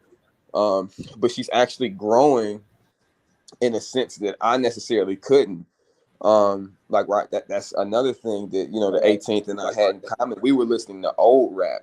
We weren't listening to the rap that was, current at the time, and we were going against the grain. But now, the younger generation, like, everything they're doing is, predicated on how they feel, their choice, and they're able to stand firm. They don't need the masses to necessarily stand with them because in their environment, because their masses is the internet, it's the cyber world. So now they belong to something that they don't even necessarily have to live in.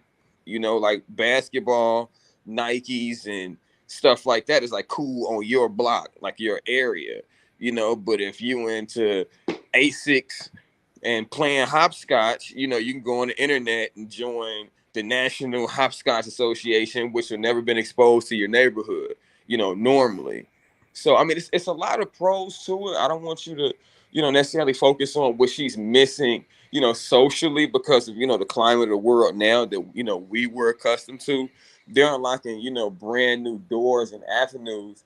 And, as parents, we just kind of got to try to stay, as abreast as possible, tune in and be supportive, before, we get rolled on. We gotta we gotta keep up with it. So I had the same concerns as you, but Like I'm very, very, you know, analytical about my emotions.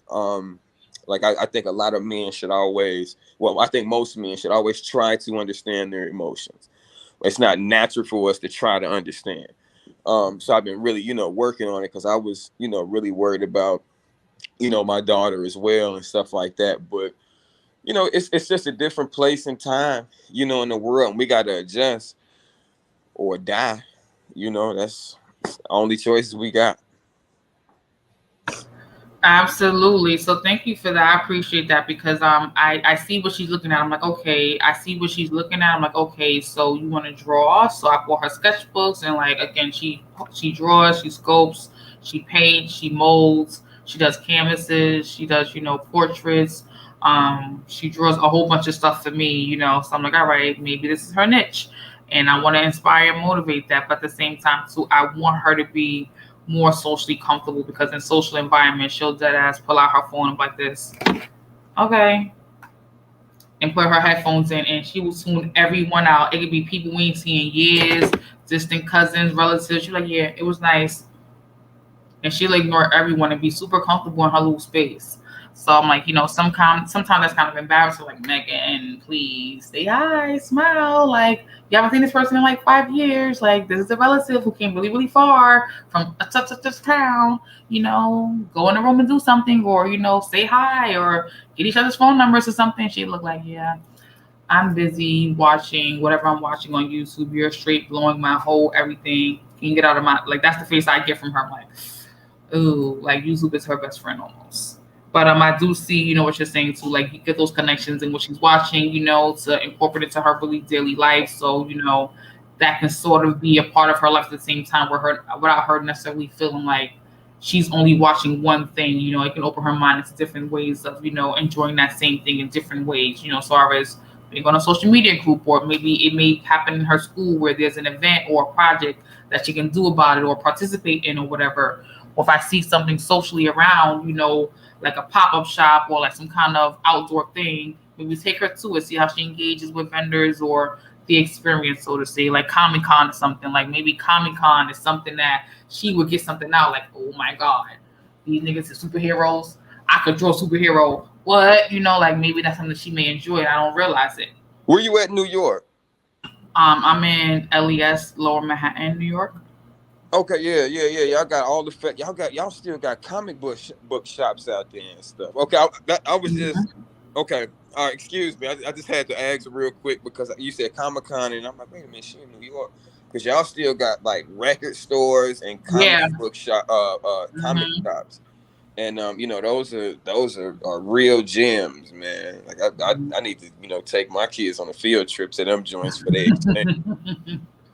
Yeah. Golden, do you have kids? I'm sorry, I'm not sure if that's a personal question, but I came to. Do you have kids? Like, how do you keep them off the internet for hours? Yeah, I do. I just try not to talk about my family on YouTube due to different things that I've experienced on Okay, YouTube. respect it. But Sorry. yeah, sorry. Okay, Yeah. understood. So, No, I don't have any children. I just got a little nephew, and of course, like I'm godfather to Montana Wax children, but but they all the way in another state, and my little nephew, he's here, and I haven't got a chance to see him in about a week and a half or so because I've been working so much. But he's as well addicted to social media. I can remember as a kid, well, YouTube rather. I can remember when he was a kid, and I would like, you know how you leave somewhere, and you leave him in a room, and you're like, it's like 3 in the afternoon, and you come back and it's like 7, and he's still in that same spot watching Play-Doh videos. I'm like, all right, little boy, you a hype.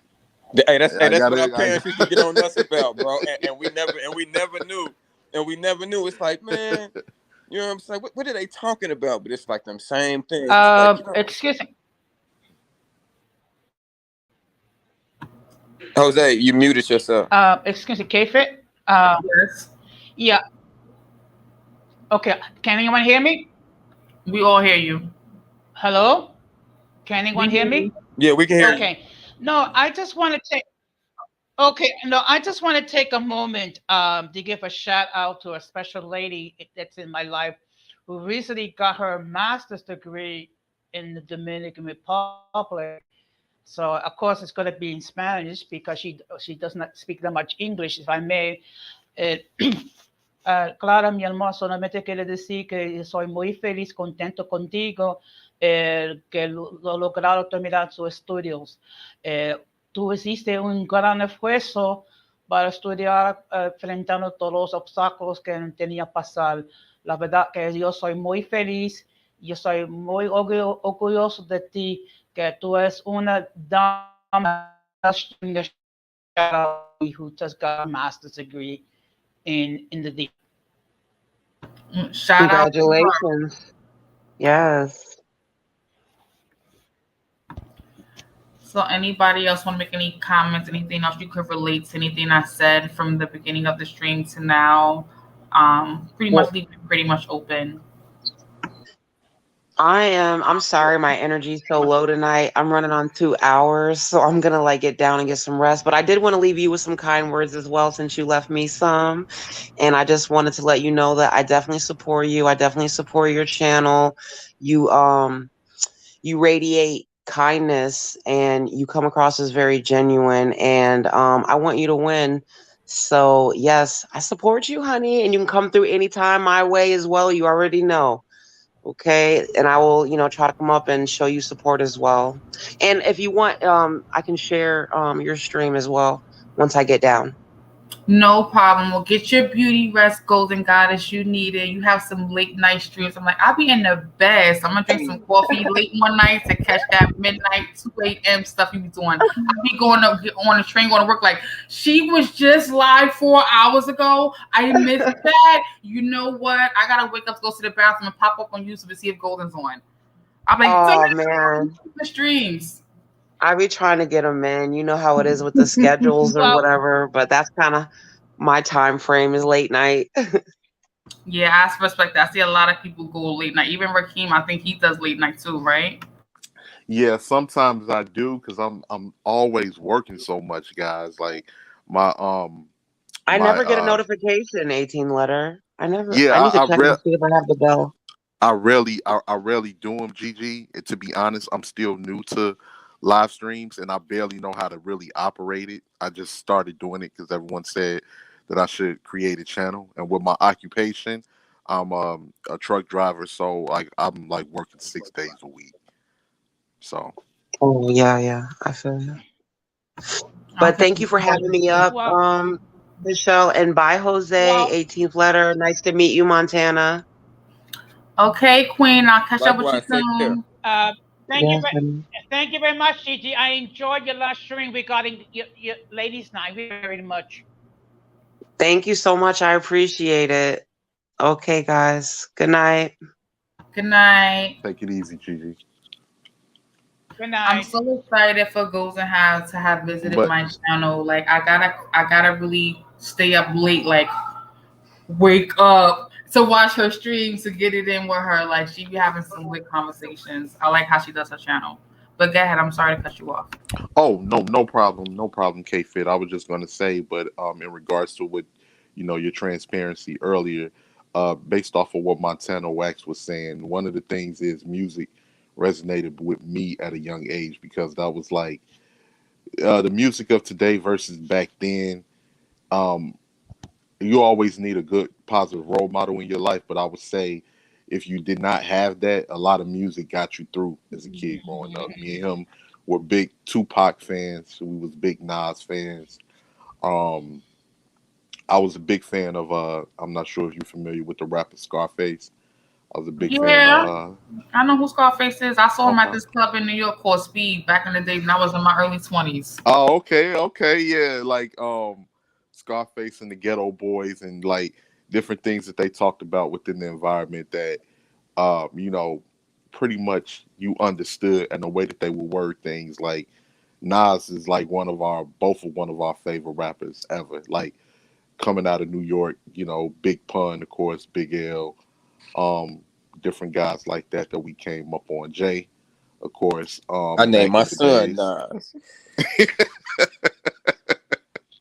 So like and also different music like what we did, like what I did my stream on, black music from the 70s, the 80s, the 90s. That was dope. You listen, you gotta do a holiday version of that, the Halloween version of that, the Valentine's Day Definitely. version of that. Like that was so dope.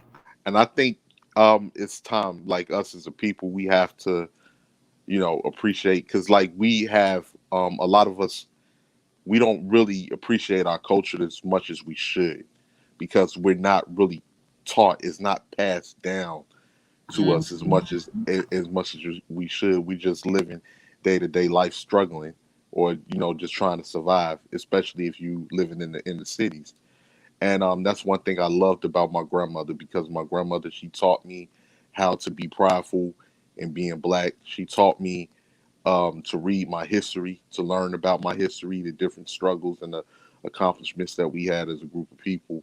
And she taught me a lot about different music, soul music, jazz. Her favorite woman was Anita Baker. She loved Anita Baker. She loved Sade.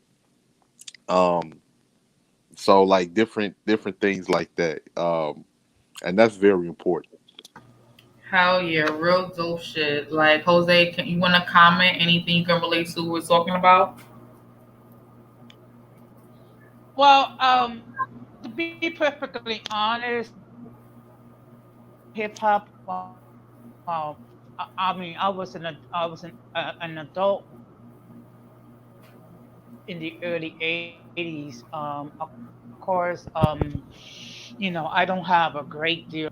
Is music from the '70s and the '60s because I was growing up as a child and as a teenager. So of course, I'm the senior citizen of the panel because I'm gonna be 60 next month. It's okay. Senior citizens still get love. My Hey, you wearing it well, Jose. Okay, don't get down about achievements. Now your Thank jacket say stuff I want mine to wear. You know what I'm saying? I got to get to your age. So that's a goal. You goals right now. You're not the senior for citizen of real. the poll. I know I'm We trying to we be at weren't the supposed to age make it to too. 25. Well, where we from? So I'm trying to get there, Jose. We from Very true. You're a strong man. You've been through so much and you still kicking with no all doubt. type of negativity. So you're a strong influence.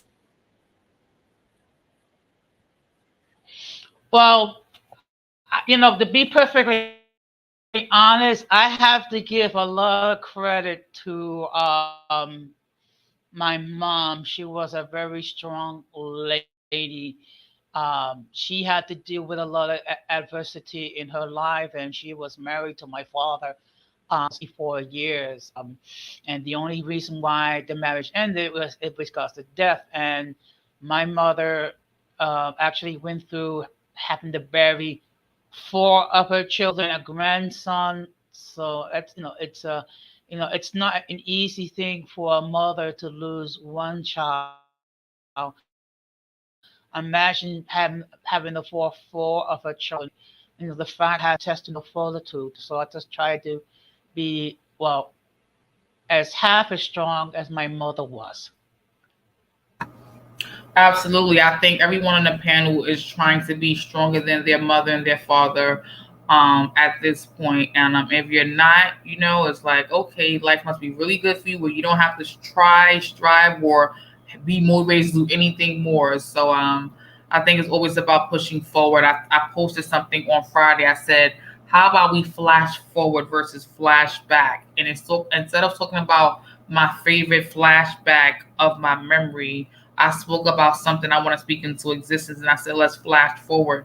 And I spoke about things that I want to see for myself in the future that aren't present right now, but I hope to be present in the near future.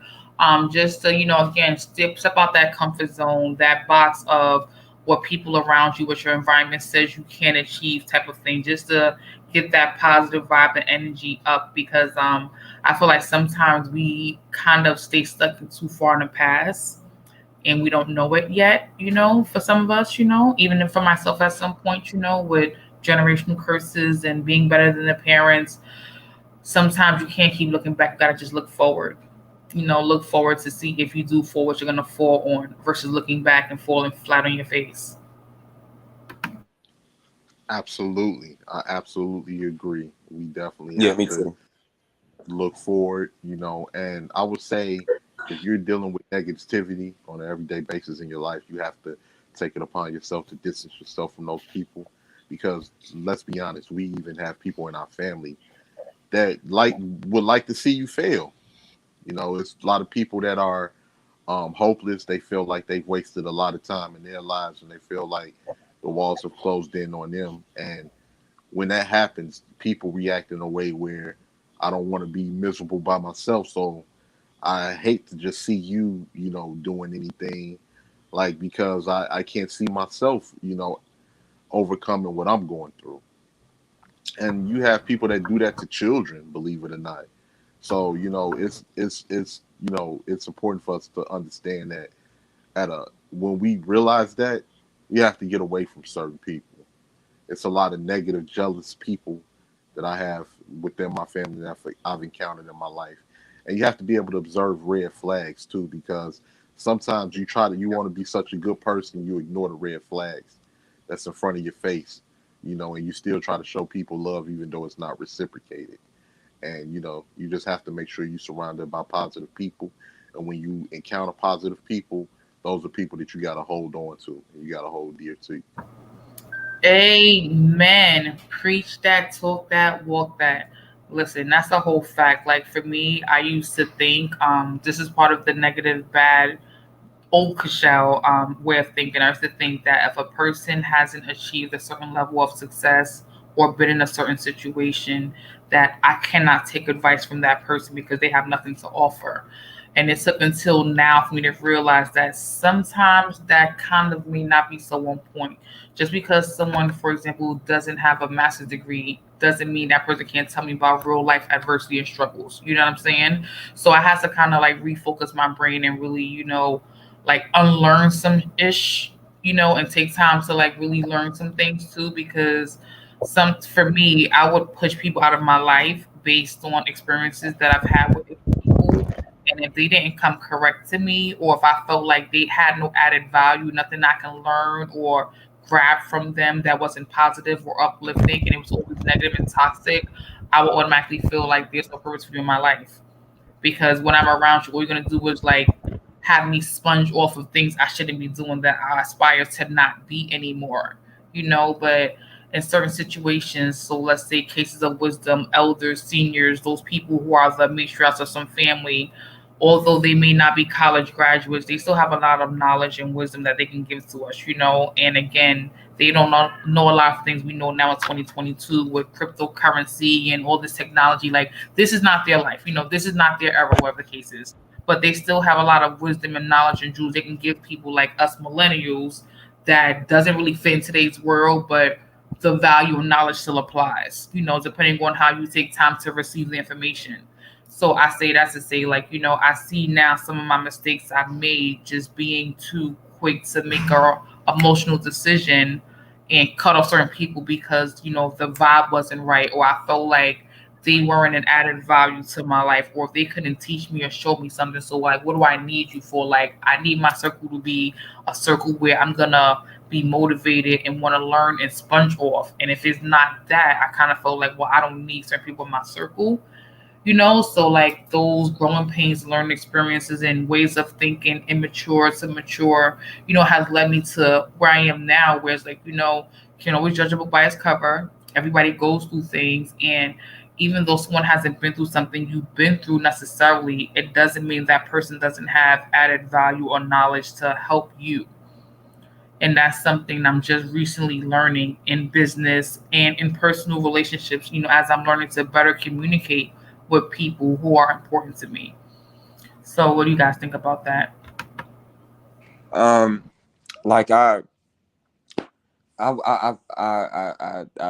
agree a lot, but at the same time, um, 18th letter gonna laugh because this is something we talked about years ago, and it's it's this one interview. It's a 50 Cent interview, and he on the roof, and I want to say I want to say, being the 18th was probably the two biggest 50 Cent fans in Chicago. Like we top 20 in the city, like period. So we were following everything.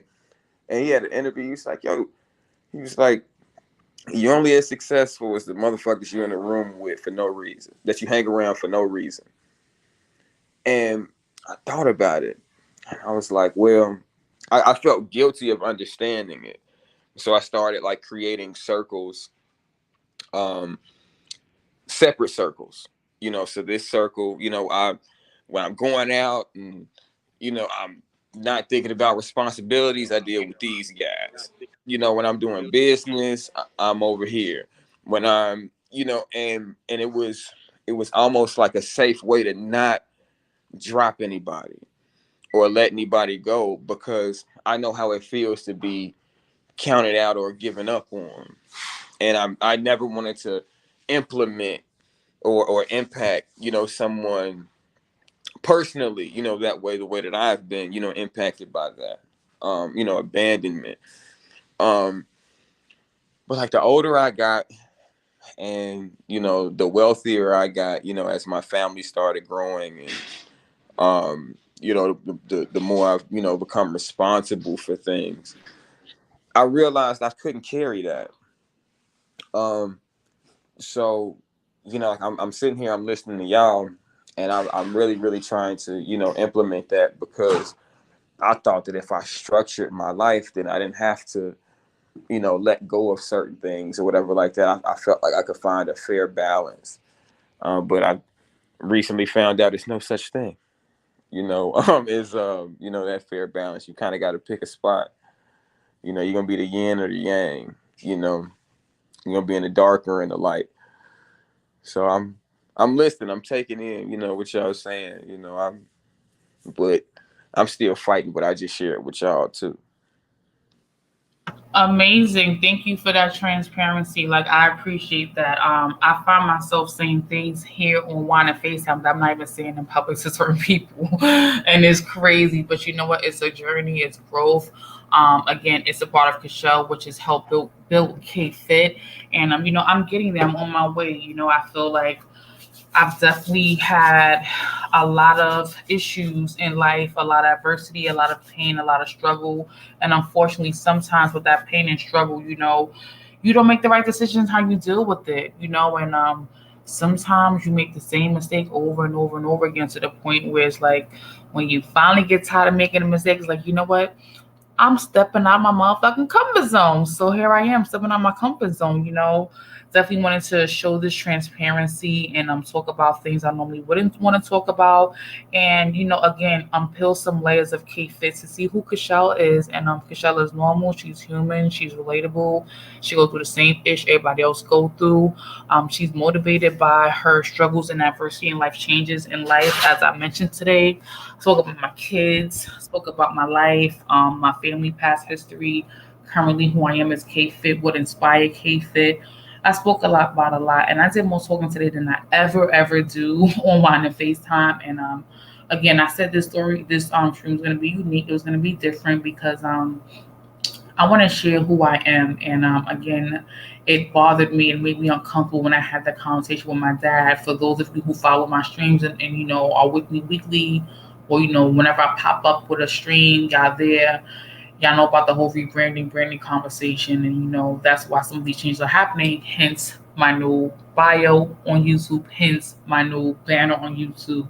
Hence my new name on YouTube. So I say all that to say, Kychel has definitely molded, K-Fit, and K-Fit wouldn't exist without Kychel, so they're one or two the same, as I keep saying. And I just wanted to know, who had questions about the things I said early on in the stream. And I'm happy to see that some of you do relate to me. Shout out to Rakeem. I didn't even know you was a Taurus. That's super dope. Had no idea you was a Taurus. I definitely caught the vibe though. But yeah, this was really important for me tonight because I'm ready to shed those layers, peel back and let people know who I am. So I'm not the trainer you're gonna see on Instagram who's gonna just be going super duper hard with a whole bunch of people in the video screaming and crying like they want to give up and run out the gym. Like I'm a human being, I go through things. I get a menstrual, so I'm bloated sometimes. So sometimes I look a little bit thick. Sometimes I'm going hard. I'm a little bit thinner. Sometimes I'm running bridges. Sometimes I'm not. Sometimes I'm in the gym. Sometimes I'm in my house. Sometimes I'm at the park. Again, all those movements came from not dealing with situations and being in uncomfortable parts of my life, and those comfort zones where you don't want to step out, you don't want to cause a ruckus, you don't want to make a scene, you don't want to, rock the boat. For me, I was that person. I was that person that would rather not state the elephant in the room and just deal with the situation a totally different way. And that could be a workout. So I'm bench pressing, I'm squatting, I'm lifting, I'm running, I'm on a treadmill, I'm on ellipticals. Now I got people who want to join a team. Now people want to work out with me at lunch. Now they want to work out with me in the gym. Now they want to come to my neighborhood to work out with me. So hence the whole K-Fit journey began. And that's really what it is. And I want to show y'all again, as I showed y'all prior, a little small K-Fit ad about the whole K-Fit yoga experience and how my yoga suits look. Hello, how you guys doing? It's Kychel Fit Now. I'm here to give you guys a few more updates that I feel like you need to know that's very important. It's social, it's recreational, and it's athletic. Women love it, and guys love it for their women. The KFIT Club presents the KFIT Yoga Outfits. Get your KFIT Yoga suit today. Go to kfit.club. Hello? Yeah, I'm here. Okay.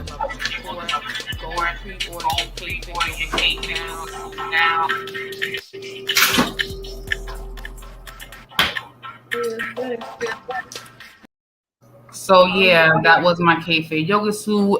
Something I've been promoting as far as is me being K-Fit now, being a personal trainer, doing diet and exercise. That is a part of the brand. Those are my 3-piece and 2-piece yoga suits that I have out now, and I will be discontinuing once product is depleted and going for a totally different look. But yeah, I had to throw that in there since I'm talking about me, my journey, my passion, my struggle, life. Wanting to put myself out there, and answer questions live if you have questions about anything I discussed. So yeah, that's your girl. No, that was super dope, K Fit. And much respect once again to you and everything. And just like what you were saying earlier in the live, my boy Montana Wax can relate. When it comes to like eating healthy and different things like that, we grew up where we grew up on a Chicago tradition of eating, Chicago food like Italian beefs with cheese, Harold's chicken, 6-piece, fry hard with mild salsa, French fries, Doritos with cheese, and and jalapenos and different things like that. Pizza puffs, gyros, and you don't really realize because you think to yourself, especially with all of this, because it's not really a lot of health choices in the environment that you live in, and you think to yourself, how could something taste so good be this bad? But as time go on, and you age a little bit more, and it starts to take an effect on your body. So I've tried to switch up my eating habits as well. Sometimes I struggle. In the future I do want to go vegan, but I know how to make myself a mean green tea. Where when I go to Whole Foods, I get boxes of rosemary, boxes of thyme, boxes of tarragon, boxes of what's the savory if they have it, if they have fresh savory. Wash them, cut it up, put it in a pot, add lemon, raw ginger, raw turmeric, my green tea, and usually I would use alkaline water when I make my green tea. And Nice. add bladderwhack because that's a very um good herb for for you. Also bardock root, different things like that. If I have it on deck, trying to make vegan soul food. Vegan cornbread, Yes. collard greens. Yes. Sweet potatoes, mostly purple sweet potatoes if I can get them. And Absolutely. for a meat substitute, I'll just saute or stir fry some mushrooms and add bell pepper and onion to them. So I try to You had whenever me I to the can. mushrooms. I don't really do the mushrooms like that. They gotta be minced, like dice. They gotta be so small I can't even see them. I I understand that. I understand that. So I look for like a meat substitute and juicing. Juicing is very important. Making a kale juice, a beet juice, any sweet potato juice, anything to help. Because we like the food, unfortunately, um, is being compromised as time Absolutely. goes on, and our bodies is not meant to ingest that type of the type of hormones and chemicals and everything that they're using into the food. And unfortunately, the food industry is in cahoots with the medical industry because they Hmm. know when you eat certain types of food, then your health is at a risk where you can develop different types of cancers and various things like that, where you have to go to the medical industry who's going to sell you their medication to, help you pretty much get through it. It doesn't cure anything, just to pretty much, take certain side effects away and replace them with other side effects. When if you eat naturally and you juice naturally, a lot of the a lot of these ailments will actually cure themselves. Very true. Jose, would you like to add anything? Have you thought about a different lifestyle or different journey as far as health and wellness, fitness? I know you went through some surgeries in the past with knee replacements, and that may or may not have forced or advised you to temporarily probably change your diet. Have you been through anything like that? Have you thought about that? Well, what I try to do is I try to maintain some sort of an active life. I mean, what I'll do is whenever I'm able to, I like to take walks. I need to get into the habit of going back to the gym. I do try to be mindful of what I eat. Unfortunately, I have outlived three of my male siblings. So, and in fact, most of my family had passed away due to um, not taking proper care of themselves, not just not just physically but mentally as well, which is why you know there are times in our life that we all have to undergo therapy, and we shouldn't be ashamed for acknowledging the fact that we need therapy, but that we need someone that may not solve the problems, but can help us develop new strategies, how to deal with all the stress and the situations that we all face with. Absolutely, I respect it. I appreciate it. We're all but the same. We're all built the same, but we're all just a little different. And we're all relatable. But we all go through. We may deal with it differently. Some of us may be stronger, more willpower. Some of us may be more sensitive and not be able to. We may wear our heart on our sleeve or what we're going through on our sleeves. It's different for all of us. But one thing I do want to tell everyone here, if you didn't know, my first passion was to write. I always thought I was going to be a writer. I always thought I was going to be like a poet or like an artist at open mic with the candles and the snapping fingers and like the little music. Like I thought that was going to be my life. Like way before even KFIT was born. Like I really thought that's what I was going to be. And to this day, I have a large collection of poetry that I have harvested, and I have it all locked up in a box. And I'm going to share one of my poems tonight because again, like the purpose of the stream was for me to share who I am, a little bit more about me. And I've sat on these poems for years for copyright reasons and not going to the right the proper channels to make sure that no one can steal my work. But I'm feeling a different kind of way right now, and again, you guys don't know a lot about me. All you guys know is, for the most part, I'm a friend of Jose's. You may or may not follow me on social media. You may see my workouts. You guys know I do this one in FaceTime, but you guys don't really know much more about me. So I'm gonna share one of my poems with you guys, if you don't mind. So I'm gonna share my screen, and I'm gonna pick a random poem just to share. You guys can, see some of the things that I used to do that I'm really passionate about that I may just end up still doing at some point. Who knows? So I'm gonna share this poem. It's called "If Only." So can you guys hear me? Yep. So this is my poem. If only I can actually see it too. Yes. Yes, So we I can. Yeah, wrote. we can see it. I can hear you. I can see you. All right. So I wrote this back in 2014. I don't know how old I was, but all my poems have dates on it. So this one is called "If Only." If only I could win, I wouldn't need who. If only I could win, I would feel love too. If only I could win, I would never cry. If only I could win, I wouldn't have to lie. If only I could win, the sky wouldn't be gray. If only I could win, I guess I'd never pray. If only I could win, I'd allow myself to love. If only I could win, maybe I'd see visions from above. If only I could win, my emotions wouldn't run so deep. If only I could win, they'd all believe in me. If only I could win, I wouldn't feel this way. But since I'm not winning, I'm just built this way. If only I could win. Oh, that was dope. I liked it. Yes, it And Yeah, was. that was very and interesting, and hold on, Rakim, hold on.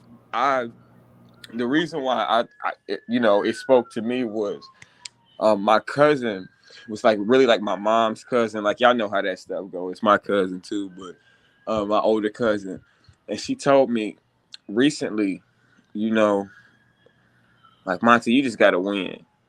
Like just win, because it's people really, really, really, really, really, really close to me. Like probably as close as you could ever be to me that, is they're trying to, sabotage, my growth and my trajectory.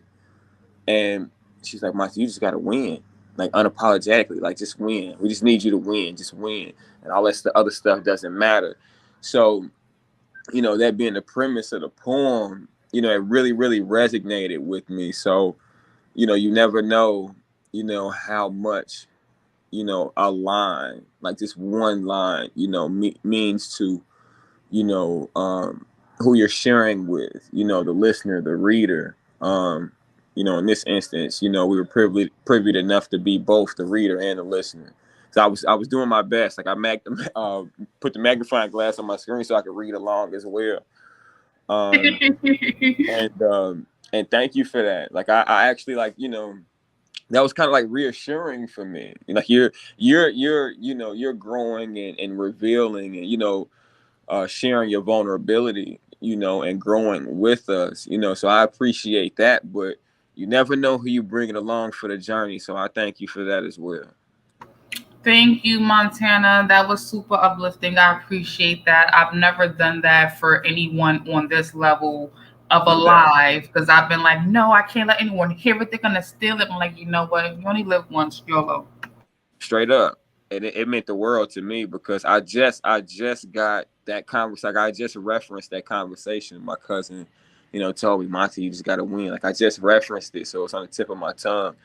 So, it's everything, my horoscope was real strong for Pisces, right now. So, everything's supposed to be lining up, and that's exactly what's happening. So I do appreciate it. Thank you. Anybody else like to comment on my little poem? yeah, I wanted to comment. That's crazy. That was a real good poem. I actually used to write poetry myself as a kid. I used to I started writing poetry like in the 8th grade. I think I found one of my old poetry books, but I got to put up somewhere. But between that and rapping, I used to do both. I haven't did it in a long time, but yeah, that Blow was the my dust way. off them books, man. I almost forgot, man. You did. You was kind of nice too, man. Yeah, it's been forever, but yeah, like between that and I think Nas and really what turned me out wanted to start rapping. I ain't even gonna front. When 8 Mile came out, I wanted to rap after seeing Eminem and 8 Mile. I was like, yeah, I definitely want to rap. So yeah, I can definitely relate. That was a very good poem, KFIT. And yeah, I used to do something similar myself. Super dope. Jose Negron. Any reviews, Uh, feedback, comments that you write as a child or a young adult? I didn't write too many Poetry was not really my strong forte, but it does. But that poem does think, help us think about, about past, and sometimes we, we questions the decisions that we made, and we think about whether, if there's any regret. I mean, in my nearly 60 years, I've been through a great deal, and actually I just ran into someone that I have known for over 30 years, as a follow believer in the Lord. So I was just sharing with her um, some of the trials and tribulations that I've been going through, and those um, not many people know about my situation, but the few that do know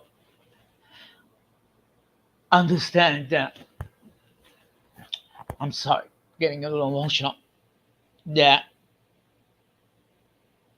I have been through a lot, and I'm just gonna leave it at that. And I apologize for being emotional. It's just that um, the last 2 3 years, I've been through a lot of turmoil. First of all, having to undergo major surgery, and then dealing with the loss of my older sister, and then my mother passed away, and then with all the emotional trauma. So um, at times we can question ourselves, but we have to,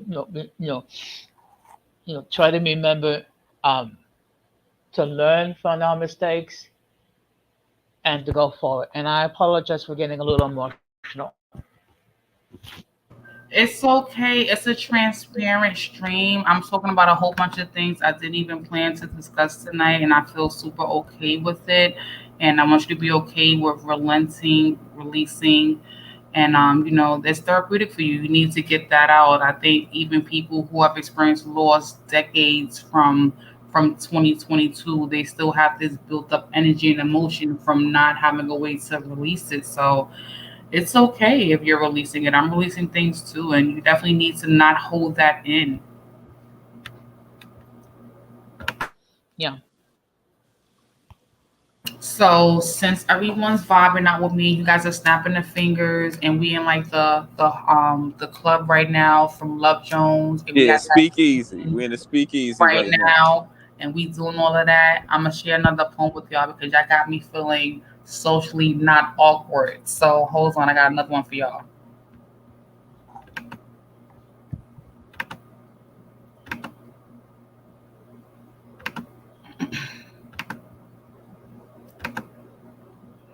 So this one is called Bad Memory. This one is super personal, super deep. It's a real life experience. Can y'all hear me good? Yes. Yes, we Yeah. can. Okay. I remember so vividly what you did to me.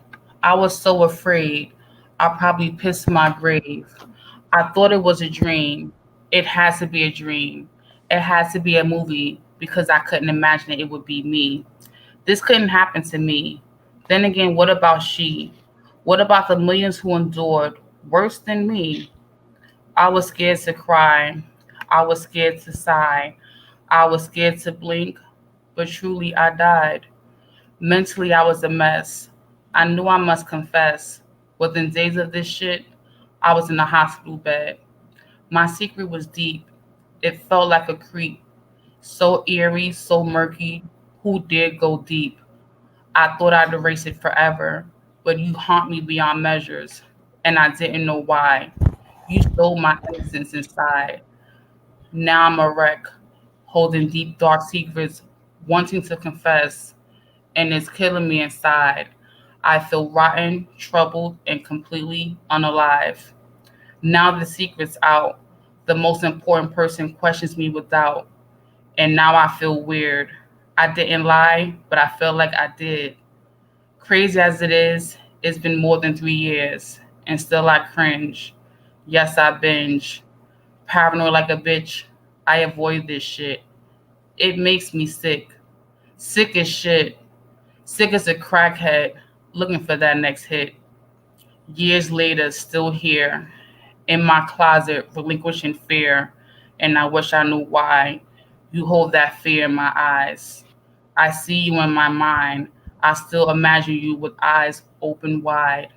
Although it's dark here, I feel you near, in my closet, where it's deep, past the shelves, so, so deep, beyond the clothes, so deep, by the rows of shoes, so, so deep, that dark corner right there, that place you stole my innocence and intensified my fear, so deep.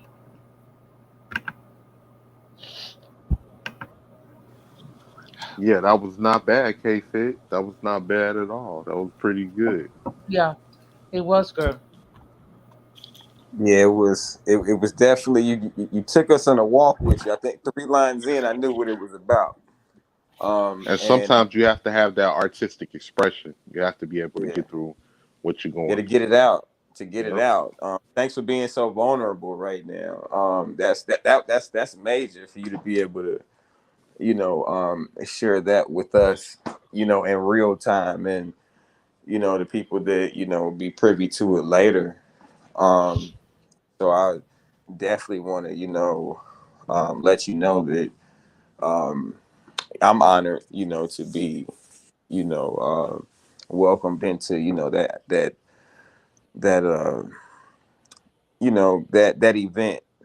I'm not gonna I'm not gonna cast it, but being vulnerable and sharing that event with us, and you put it together very, very well, and I hope it did something for you. Being able to express it.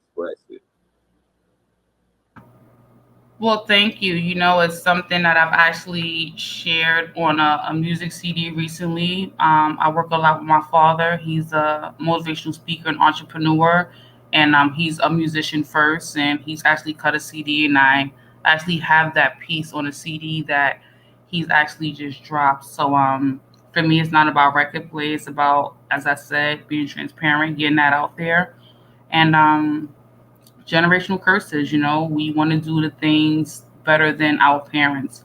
We want to not have our kids in the same situations we were in. We all have a story. We all went through something. We're all relatable.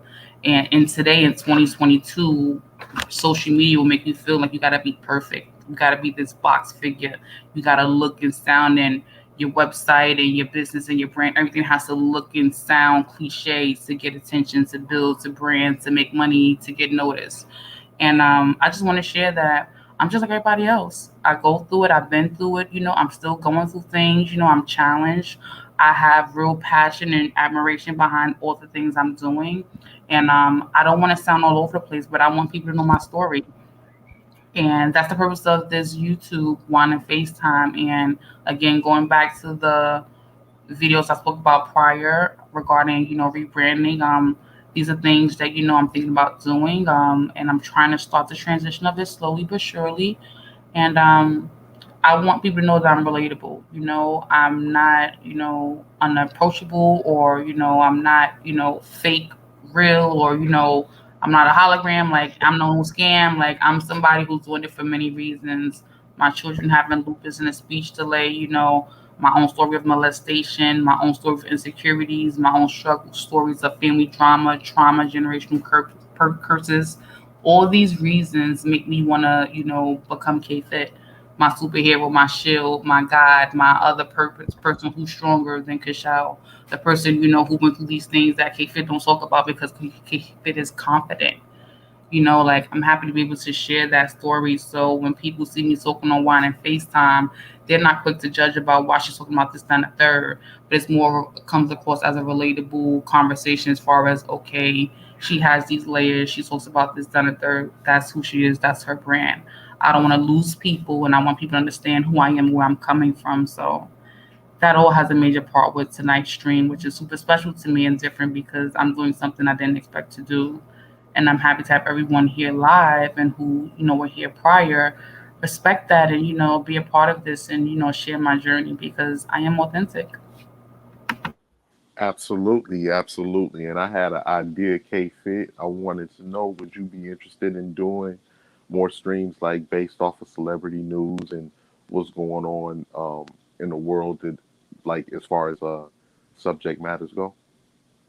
I would, but I'm gonna be honest with you. I'm very narrow vision, tunnel vision. So like people albums be dropping, people be dropping out of groups and stuff. Like I just found out that Takeoff just dropped out of the Migos, and the Migos got this new song called "Party All the Time, Party All the Time." I'm like, wait, hold on. They Takeoff is took not a that part of from the Eddie Migos. No, Murphy. it was Offset. Offset dropped, and Oh, Offset. I was It's like, Quavo. It's Quavo and Takeoff. They still going. They on DJ Khaled joint, but Offset not on it.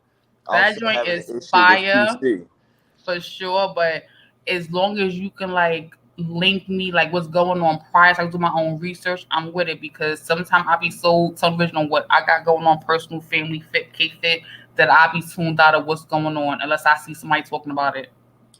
Absolutely. The reason why that joint is so fire because we can't forget the original was Eddie Murphy's "Party All the Time" that Rick James wrote, which was a classic back in the day. So, also like for instance, right now they got this situation going on where Bank of America is offering people no 20% mortgage down payment, no like no credit, different things like that to get a house. But we all know when it comes to our community, that's just predatory bank loans. That's going on that has plagued our community for quite some time, where it ends up putting people in a situation where they're in a bind with debt, because the property taxes on their houses is going up, and the houses is not really worth much, and stuff like that. We definitely got to pay attention to because that can be a repeat of the 2008 home crisis that we saw. Um, can I jump in, K Fit? You got it, you got it. All right. So Jose, you next too. I haven't heard from you. You kind of quiet. So after Montana, Jose, I want to hear from you too, please. Hmm. after you just said what you just said, 18th. Um, you know, I'm kind of like I kind of try to get to the root of things and in comparison. So just like you just said, the '08 Housing Act. Um, if if it looks and smells like fish, it's fish, dog. You know what I'm saying? So I'm not real prone to you know believing because Bank of America historically has uh, um a bad reputation for dealing with black and brown people. We'll just go with colorism, because that's you know colorism and placism are almost the same thing, and that's what comes into play when you deal with property and affluence and business. Those are the most racially targeted playgrounds, especially when it comes to ownership of land in America. So real quick, so I don't, be super long-winded about it because it's something I feel very passionate about because I know a little bit about it.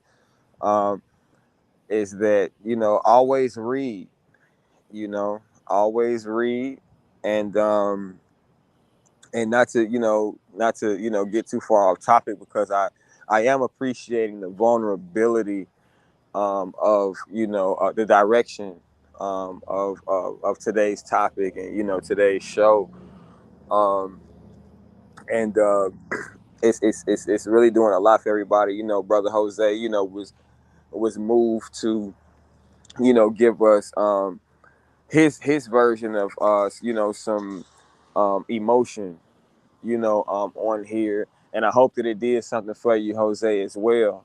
That you were able to let that out. You caught yourself because you didn't want to be as vulnerable, but that's the masculine, piece of, you know, um, you know, the way we were, taught, as men in America.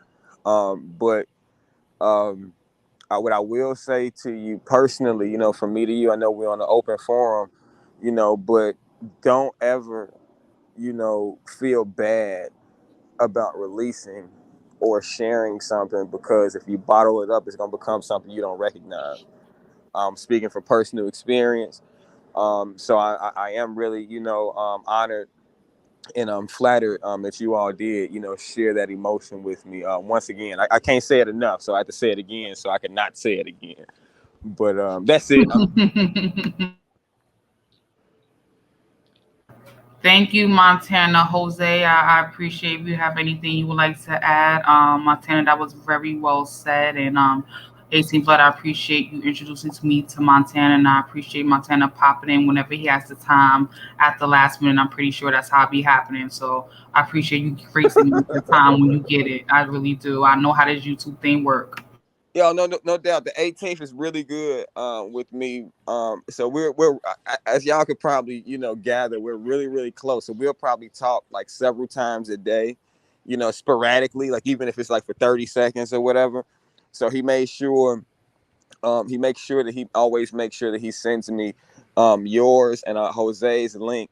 So if I can get to it, I'm in it.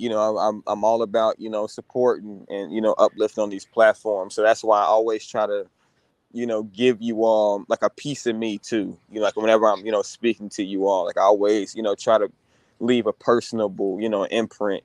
Um, and I hope it means something for y'all, because that's my intention. I'm out. Amen. Thank you, Jose. Thank you. Like the man who showed me so much, gave me so many friends, so much input, so much advice, so many phone calls outside of YouTube, helped me outside of YouTube with my union work as a union delegate for the local we share. I appreciate you so much. I can never not, stop saying that I've met so many kind YouTube creators because of you, Jose. I'm honored to know you as a union delegate and as a YouTube creator. Please grace us with your thoughts about anything Montana had to say or anything that's on your mind. Well, usually, like I said before, I don't share a lot of um, personal insights like social media, because unfortunately it can get very wild out here in these YouTube streets, and sometimes people will take advantage of people that share some vulnerable points. It's just that right now I'm going through a very difficult and painful episode of my life, and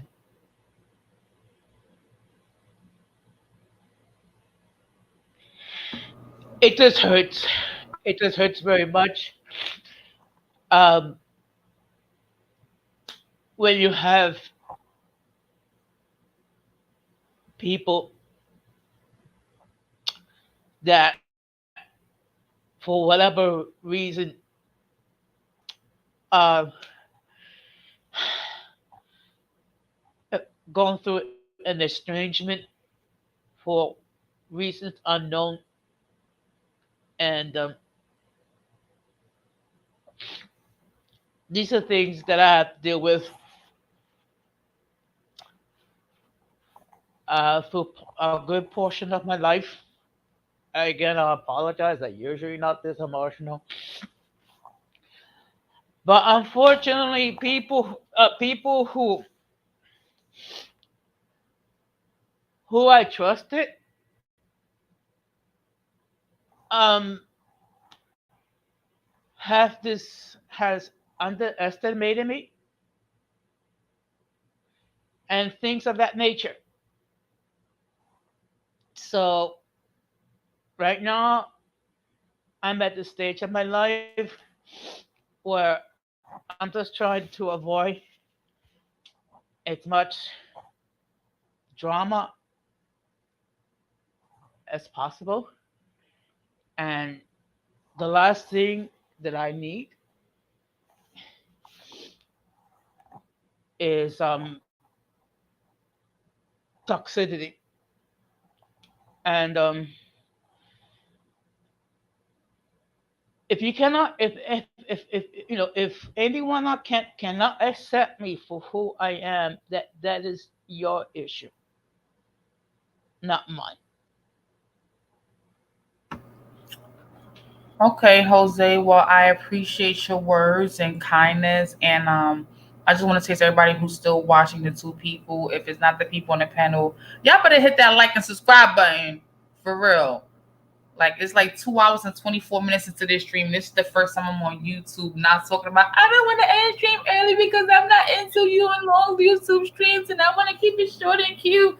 This is the first time I haven't said anything like that because this stream is so unique and genuine. And the fact that I have Mr. Negron up here, releasing and getting his wellness on and expressing himself, makes me believe that my transparency and authenticity about my story and who I am is coming through crystal clear to the audience, the panel, and anyone who's going to catch this video in the replay or who has caught it in real time throughout the entire 2 hours and 25 minutes. I say all that to say that, we're all human. We all have feelings. We all have emotions. We all go through things. We all express it differently. Some of us choose therapy. Some of us don't. Some of us smoke, drink, obsessively, watch porn, play video games, gamble, do all kind of stupid stuff they're not supposed to do to deal with the things that they don't want to discuss. Being in that comfort zone is what that's about. And for me, K-Fit help me get me out my comfort zone. My children being born, one with lupus, one with a speech delay, you know, help get me out my comfort zone. Not having the ability to communicate properly, uncomfortable conversations with loved ones and people I was in close relationships with, personal, professional. Help develop me to where I am right now with all the things I've discussed tonight. My vulnerabilities, molestation, what happens in this house stays in this house kind of things, those trauma, generational curses, all those things develop me to be brave enough to be K Fit. And for me, I have so many more visions of where K Fit will be 5, 2, 3, 10 years from now. And the purpose of this video again was to be transparent with everyone about who K-Fit is, who Kychel is, why I'm doing what I'm doing, why I have it structured the way I have it structured, and how I want it to make sense and how I don't want to lose viewers due to them being confused on where I am and why am I posting different things. So again, I think YouTube will end up being my personal platform where I'll discuss everything Kychel, not necessarily the personal trainer, the nutritionist, the person who's into nature, the person who's into doing logs, the person who's into doing makeup. This just may end up being the personal page for me, and in the next couple of weeks or so, we'll see where that goes. So I thank everyone here tonight for listening to me, commenting, sharing their stories with me, their journeys, their vulnerabilities with me, because it means a lot to me. Because this stream to me is the best stream I had in all of my streams, the 1.4K, the 1.9K, the 7. This stream is the most important to me of all the streams because I've done something tonight that I haven't done on any of those other streams. So this shit hit home for me. And I thank everybody who's here tonight. And I do want to wrap this up. And I want to just take the chance to have final remarks from everybody here on the panel. I don't do a backstage. So after this, I'll be ending the stream with a, short message from myself. So whoever wants to go first, please jump in. Any final words? I would like to wrap this up. And thank you all for being here with me. Yeah, I'll go first. First and foremost, once again, I want to say thank you for your transparency. Um, like, for instance, for the last couple of years as well, I've been going through a lot. My boy Montana Wax, my grandmother that raised me, I lost her in 2020 in April due to breast cancer. And it was one of the most traumatic experiences in my life. I've had traumatic experiences growing up, like I say, fights, different things like that, growing up, with parents on drugs and stuff. But this was my support system. And she was not the typical support system where it's just, I'm here to support you, I'm going to give you money. No, my grandmother was a nurturer. And that's very rare to come across these days, or at least with some of our families. She was very understanding. I spoke about how I was into anime as a kid. My grandmother was the type to sit down and watch Dragon Ball Z with me, and she enjoyed it. The type of person to sit up and, teach me about business and teach me about finances and tell me, baby, you got to pay close attention to this because I'm leaving you something. Because a lot of black families don't get a chance to leave their children anything. She was this type of person, the type of person that would sit down and tell me about when Martin Luther King came to Chicago and how he got bricks and eggs and everything thrown at him walking through Marquette Park. The person that told me about, the first black mayor, Harold Washington, and the trials and tribulations he went through as being the first black mayor in the city of Chicago. All of her history, all of her accomplishments.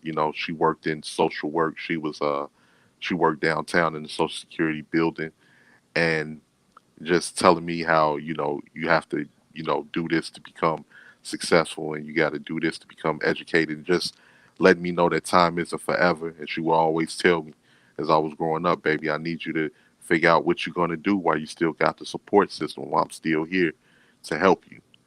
And I watched her deal with breast cancer, and I damn near lost my mind, man. I was trying everything, which is how I got into juicing.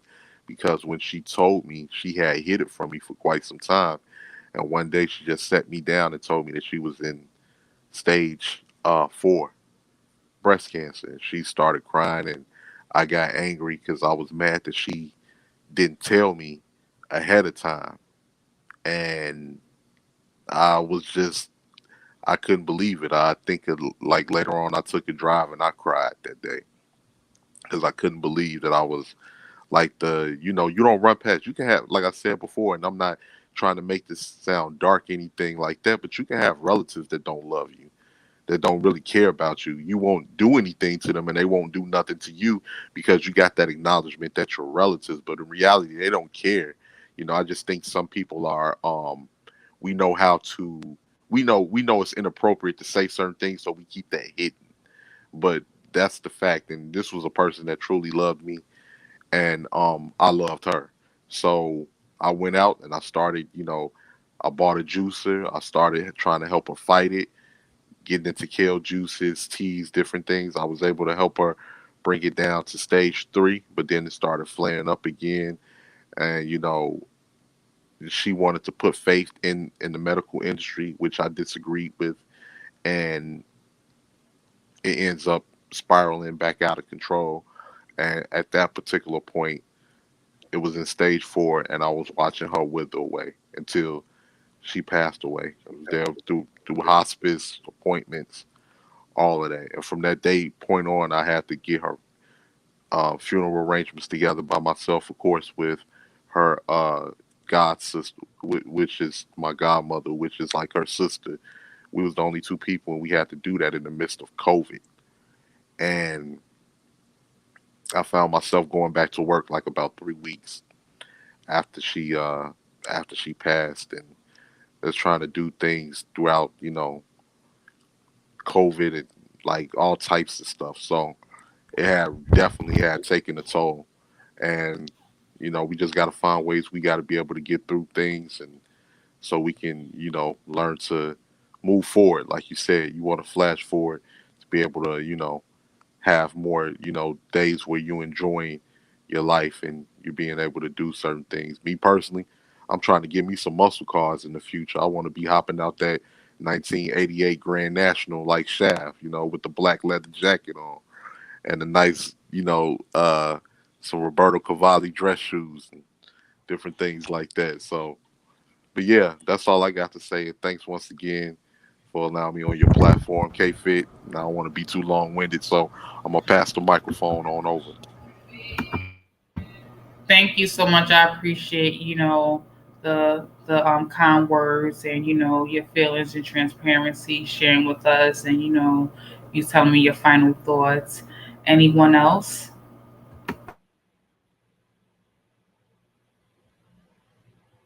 Okay, well, I guess I'll go.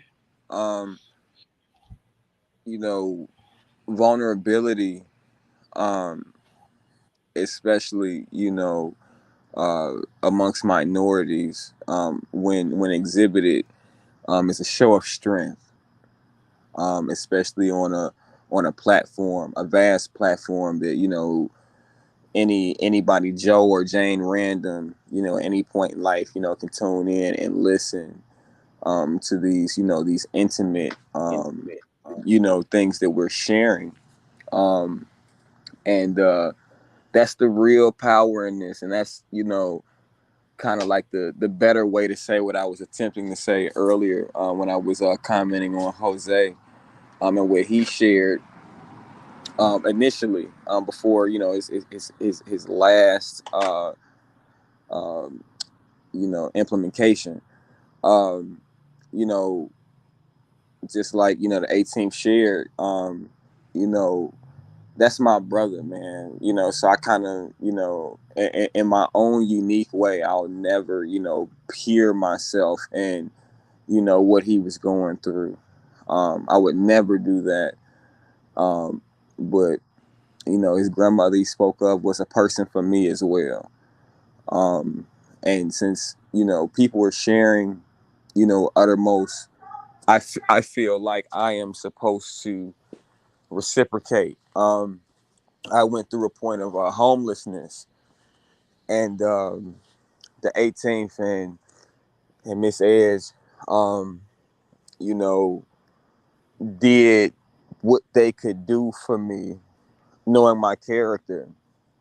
Um, and I remember, like I'm really really big on like my hygiene and my appearance and stuff, and it was so rough for me that I couldn't even hide certain things, And the 18th know exactly what I'm talking about, and I was broken down, to the lowest case letter in the alphabet, and I'm a very prideful guy. Um, So, vulnerability is an understatement, from what I'm speaking of. And they were absolutely there for me unequivocally. I can't I can't challenge it or anything like that, because what they did do for me is what I needed, because like I'm a doer. So it's like, okay, cool. If somebody just love on me for a second, I'll be all right. I got to recharge my batteries. And, spent a couple nights, there, and then I ended up getting a $70,000 a year job, like afterwards. Um, but it was, the lessons and the talks, and, you know, um, you know, Miss Edge, pulled me aside a couple times and things like that. So it kind of softened me up, because I'm a disabled veteran. I don't know if I shared that with you all before. Um, I was in Operation Iraqi Freedom, for 15 months, Kambuka, Iraq, doing detainee ops from the south side of Chicago, former gang affiliate. So I'm rough around the edges. Um, just because of, things I was exposed to, things I had to endure. I was sleeping on the train. I used to ride the red line, from end to end, because it was, the 3 hour train. And, I would get off the train and, go on the other one. And then I would, hit the 18th up and, go shower, or, okay, look, I know where to be tonight, and, stuff like that. And Miss Edge and the 18th, loved on me. And I had to take, that, that criticism. I had to take, you know, those revelations. Hey, you need to do this. That's not working for you, blah, blah, all those tough things that, sometimes we could think that, they're attacks, or, someone is, being insensitive or anything like that. It's like, no, it's kind of like the same, ideology between, if you call somebody, in need, and they ask you a gang of questions and then tell you that they can't do it. And it's like, man, I just opened up and was just super vulnerable with you, and now all of a sudden you're gonna flip it on me and say, "Oh, what? I don't have $500." So you just let me do all of this talking and share my innermost, everything with you, to no avail. Um, and you know, that's something in itself. So thank y'all, for opening up and being vulnerable, because these moments don't define us; they build character. Um, Hmm. like I say all the time, it's a badge on the jacket.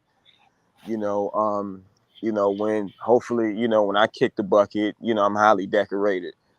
Um, and I encourage, future listeners, who's on the panel now, and to the viewers that are on now, like I challenge you all to figure out how not to become, the victim of circumstance, because circumstance is always gonna pull up. It's always got your address. Circumstance always has your address. And it's okay. What are you gonna do when it shows up?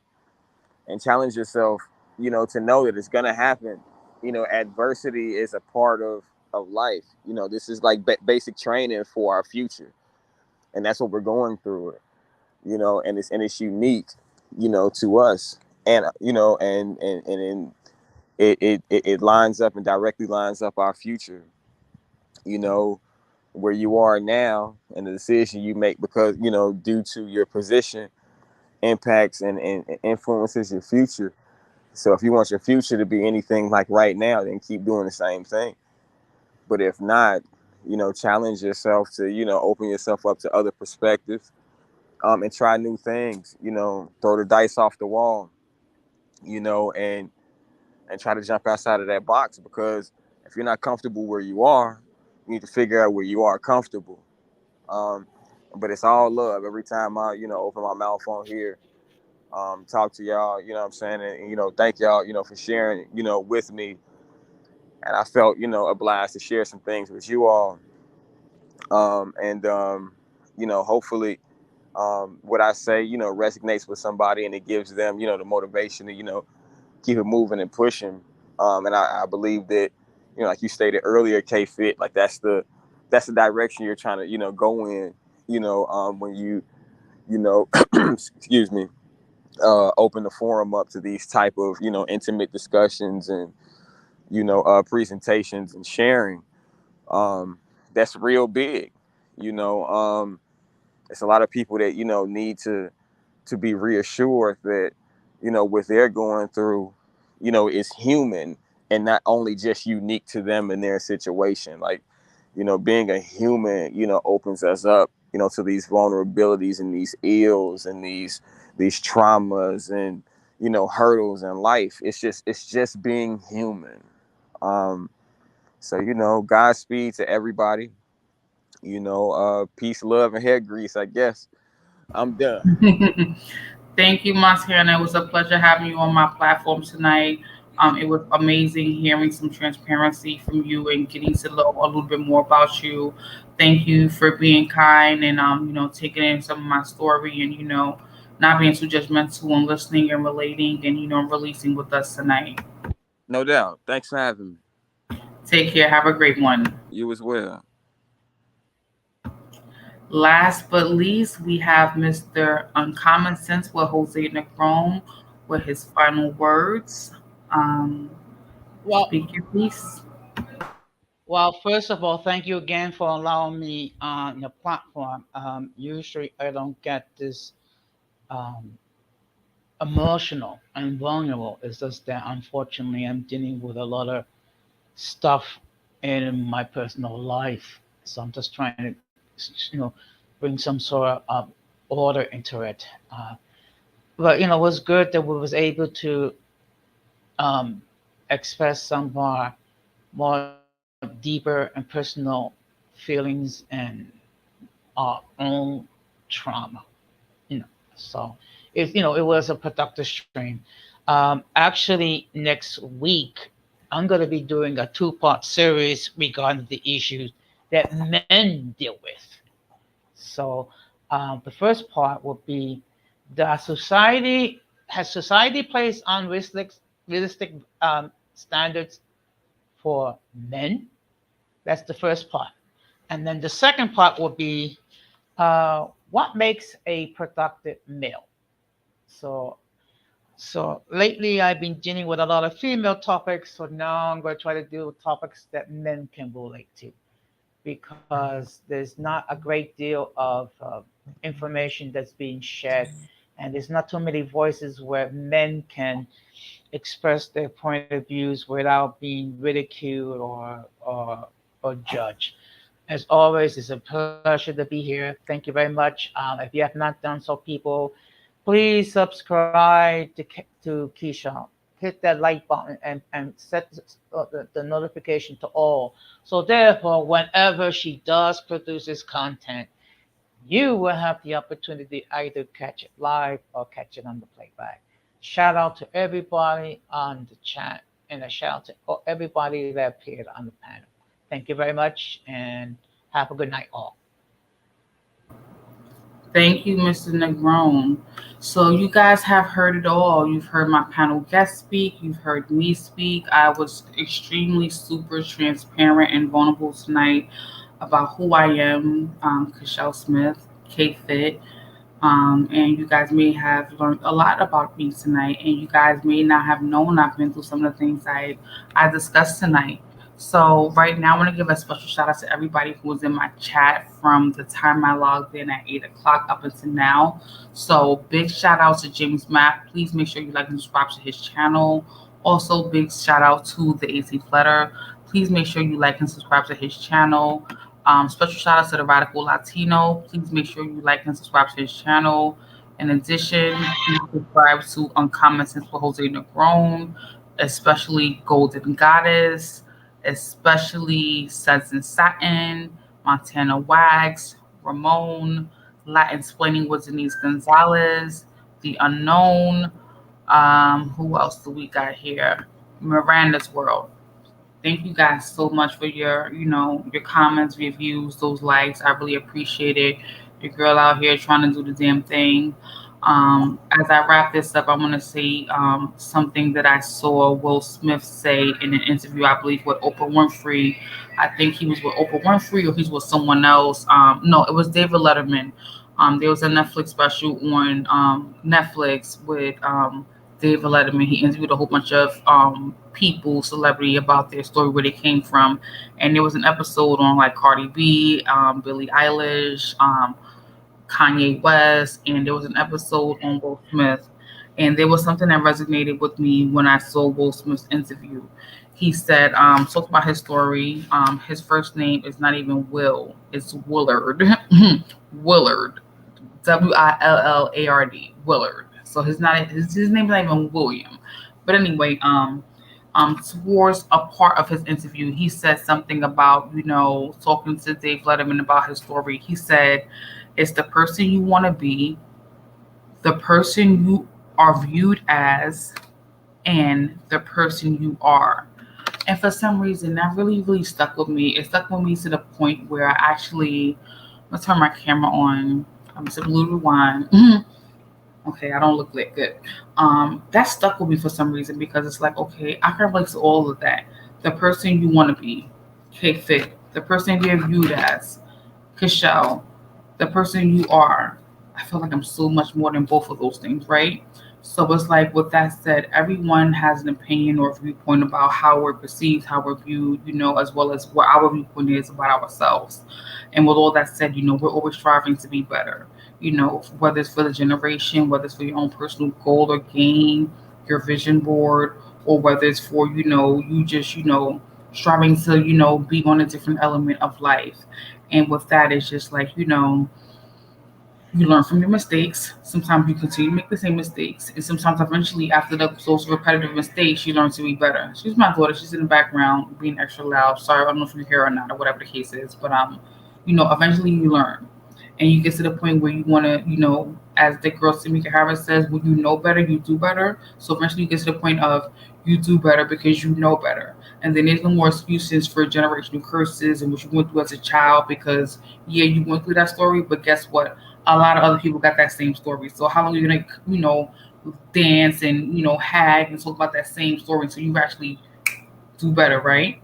So that's the whole vision and goal of this, and that's why I want to talk about this, tonight again.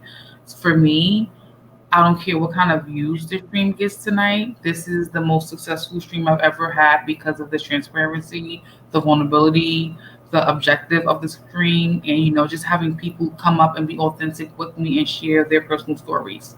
So again, I hope people understand as they see the transitions with my YouTube to my social media. Hope they understand the vision and goal and purpose of that. Again, if more than one person may see this vision, maybe something that may need to change. And again, I want to be super transparent, realistic, relatable, and I want people to understand, what I'm doing. And I want to lose anybody in the process. So thank you everybody tonight who actually came in to sip wine, water, margarita, whatever you sip, and listen to me the whole time, whenever you had a moment, came back, logged out, whether it's in your car, you're at work, you're in the gym, you out and about, you online in the restaurant, you outside in the store moving around. Thank you guys for rocking out with me. You guys didn't have to do that. Like, that's super duper special of you guys. Thank you guys for all in the comments who were chatting about my daughter, the advice, about the computers and her niche and her natch and her screen time. Excuse me. Thank you guys for all of that. I really, really appreciate that. And thank you guys for letting me be transparent with you guys on my channel again.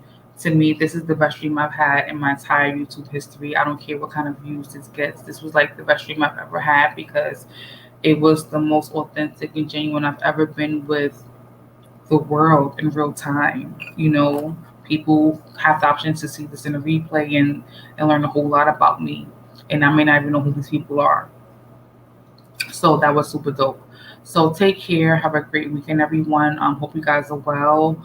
Be sure to be safe during this September Labor Day weekend. You guys going out, barbecuing, cookouts, beach, pool, picnic, whatever you guys are doing. Be super safe.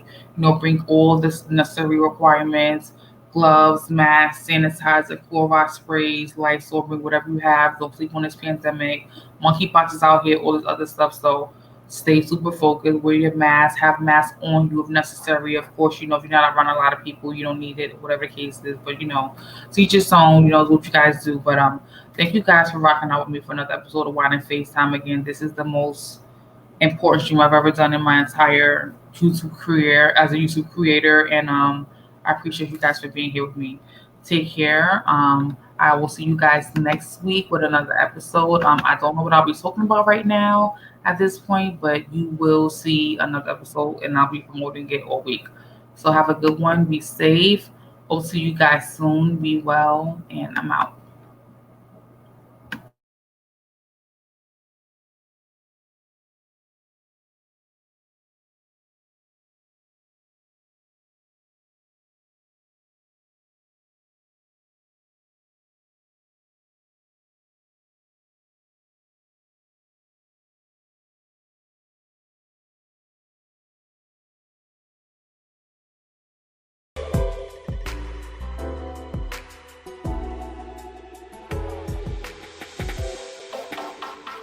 Hello, how you guys doing? It's Kychel Fit Now. I'm here to give you guys more updates that I feel like you need to know that's very important. It's social, it's recreational, and it's athletic. Women love it, and guys love it for their women. The KFIT Club presents the KFIT Yoga Outfits. Get your KFIT Yoga suit today. Go to kfit.club.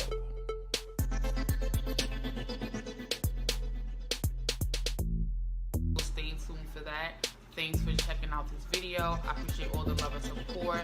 Go pre-order your KFIT Yoga suit now.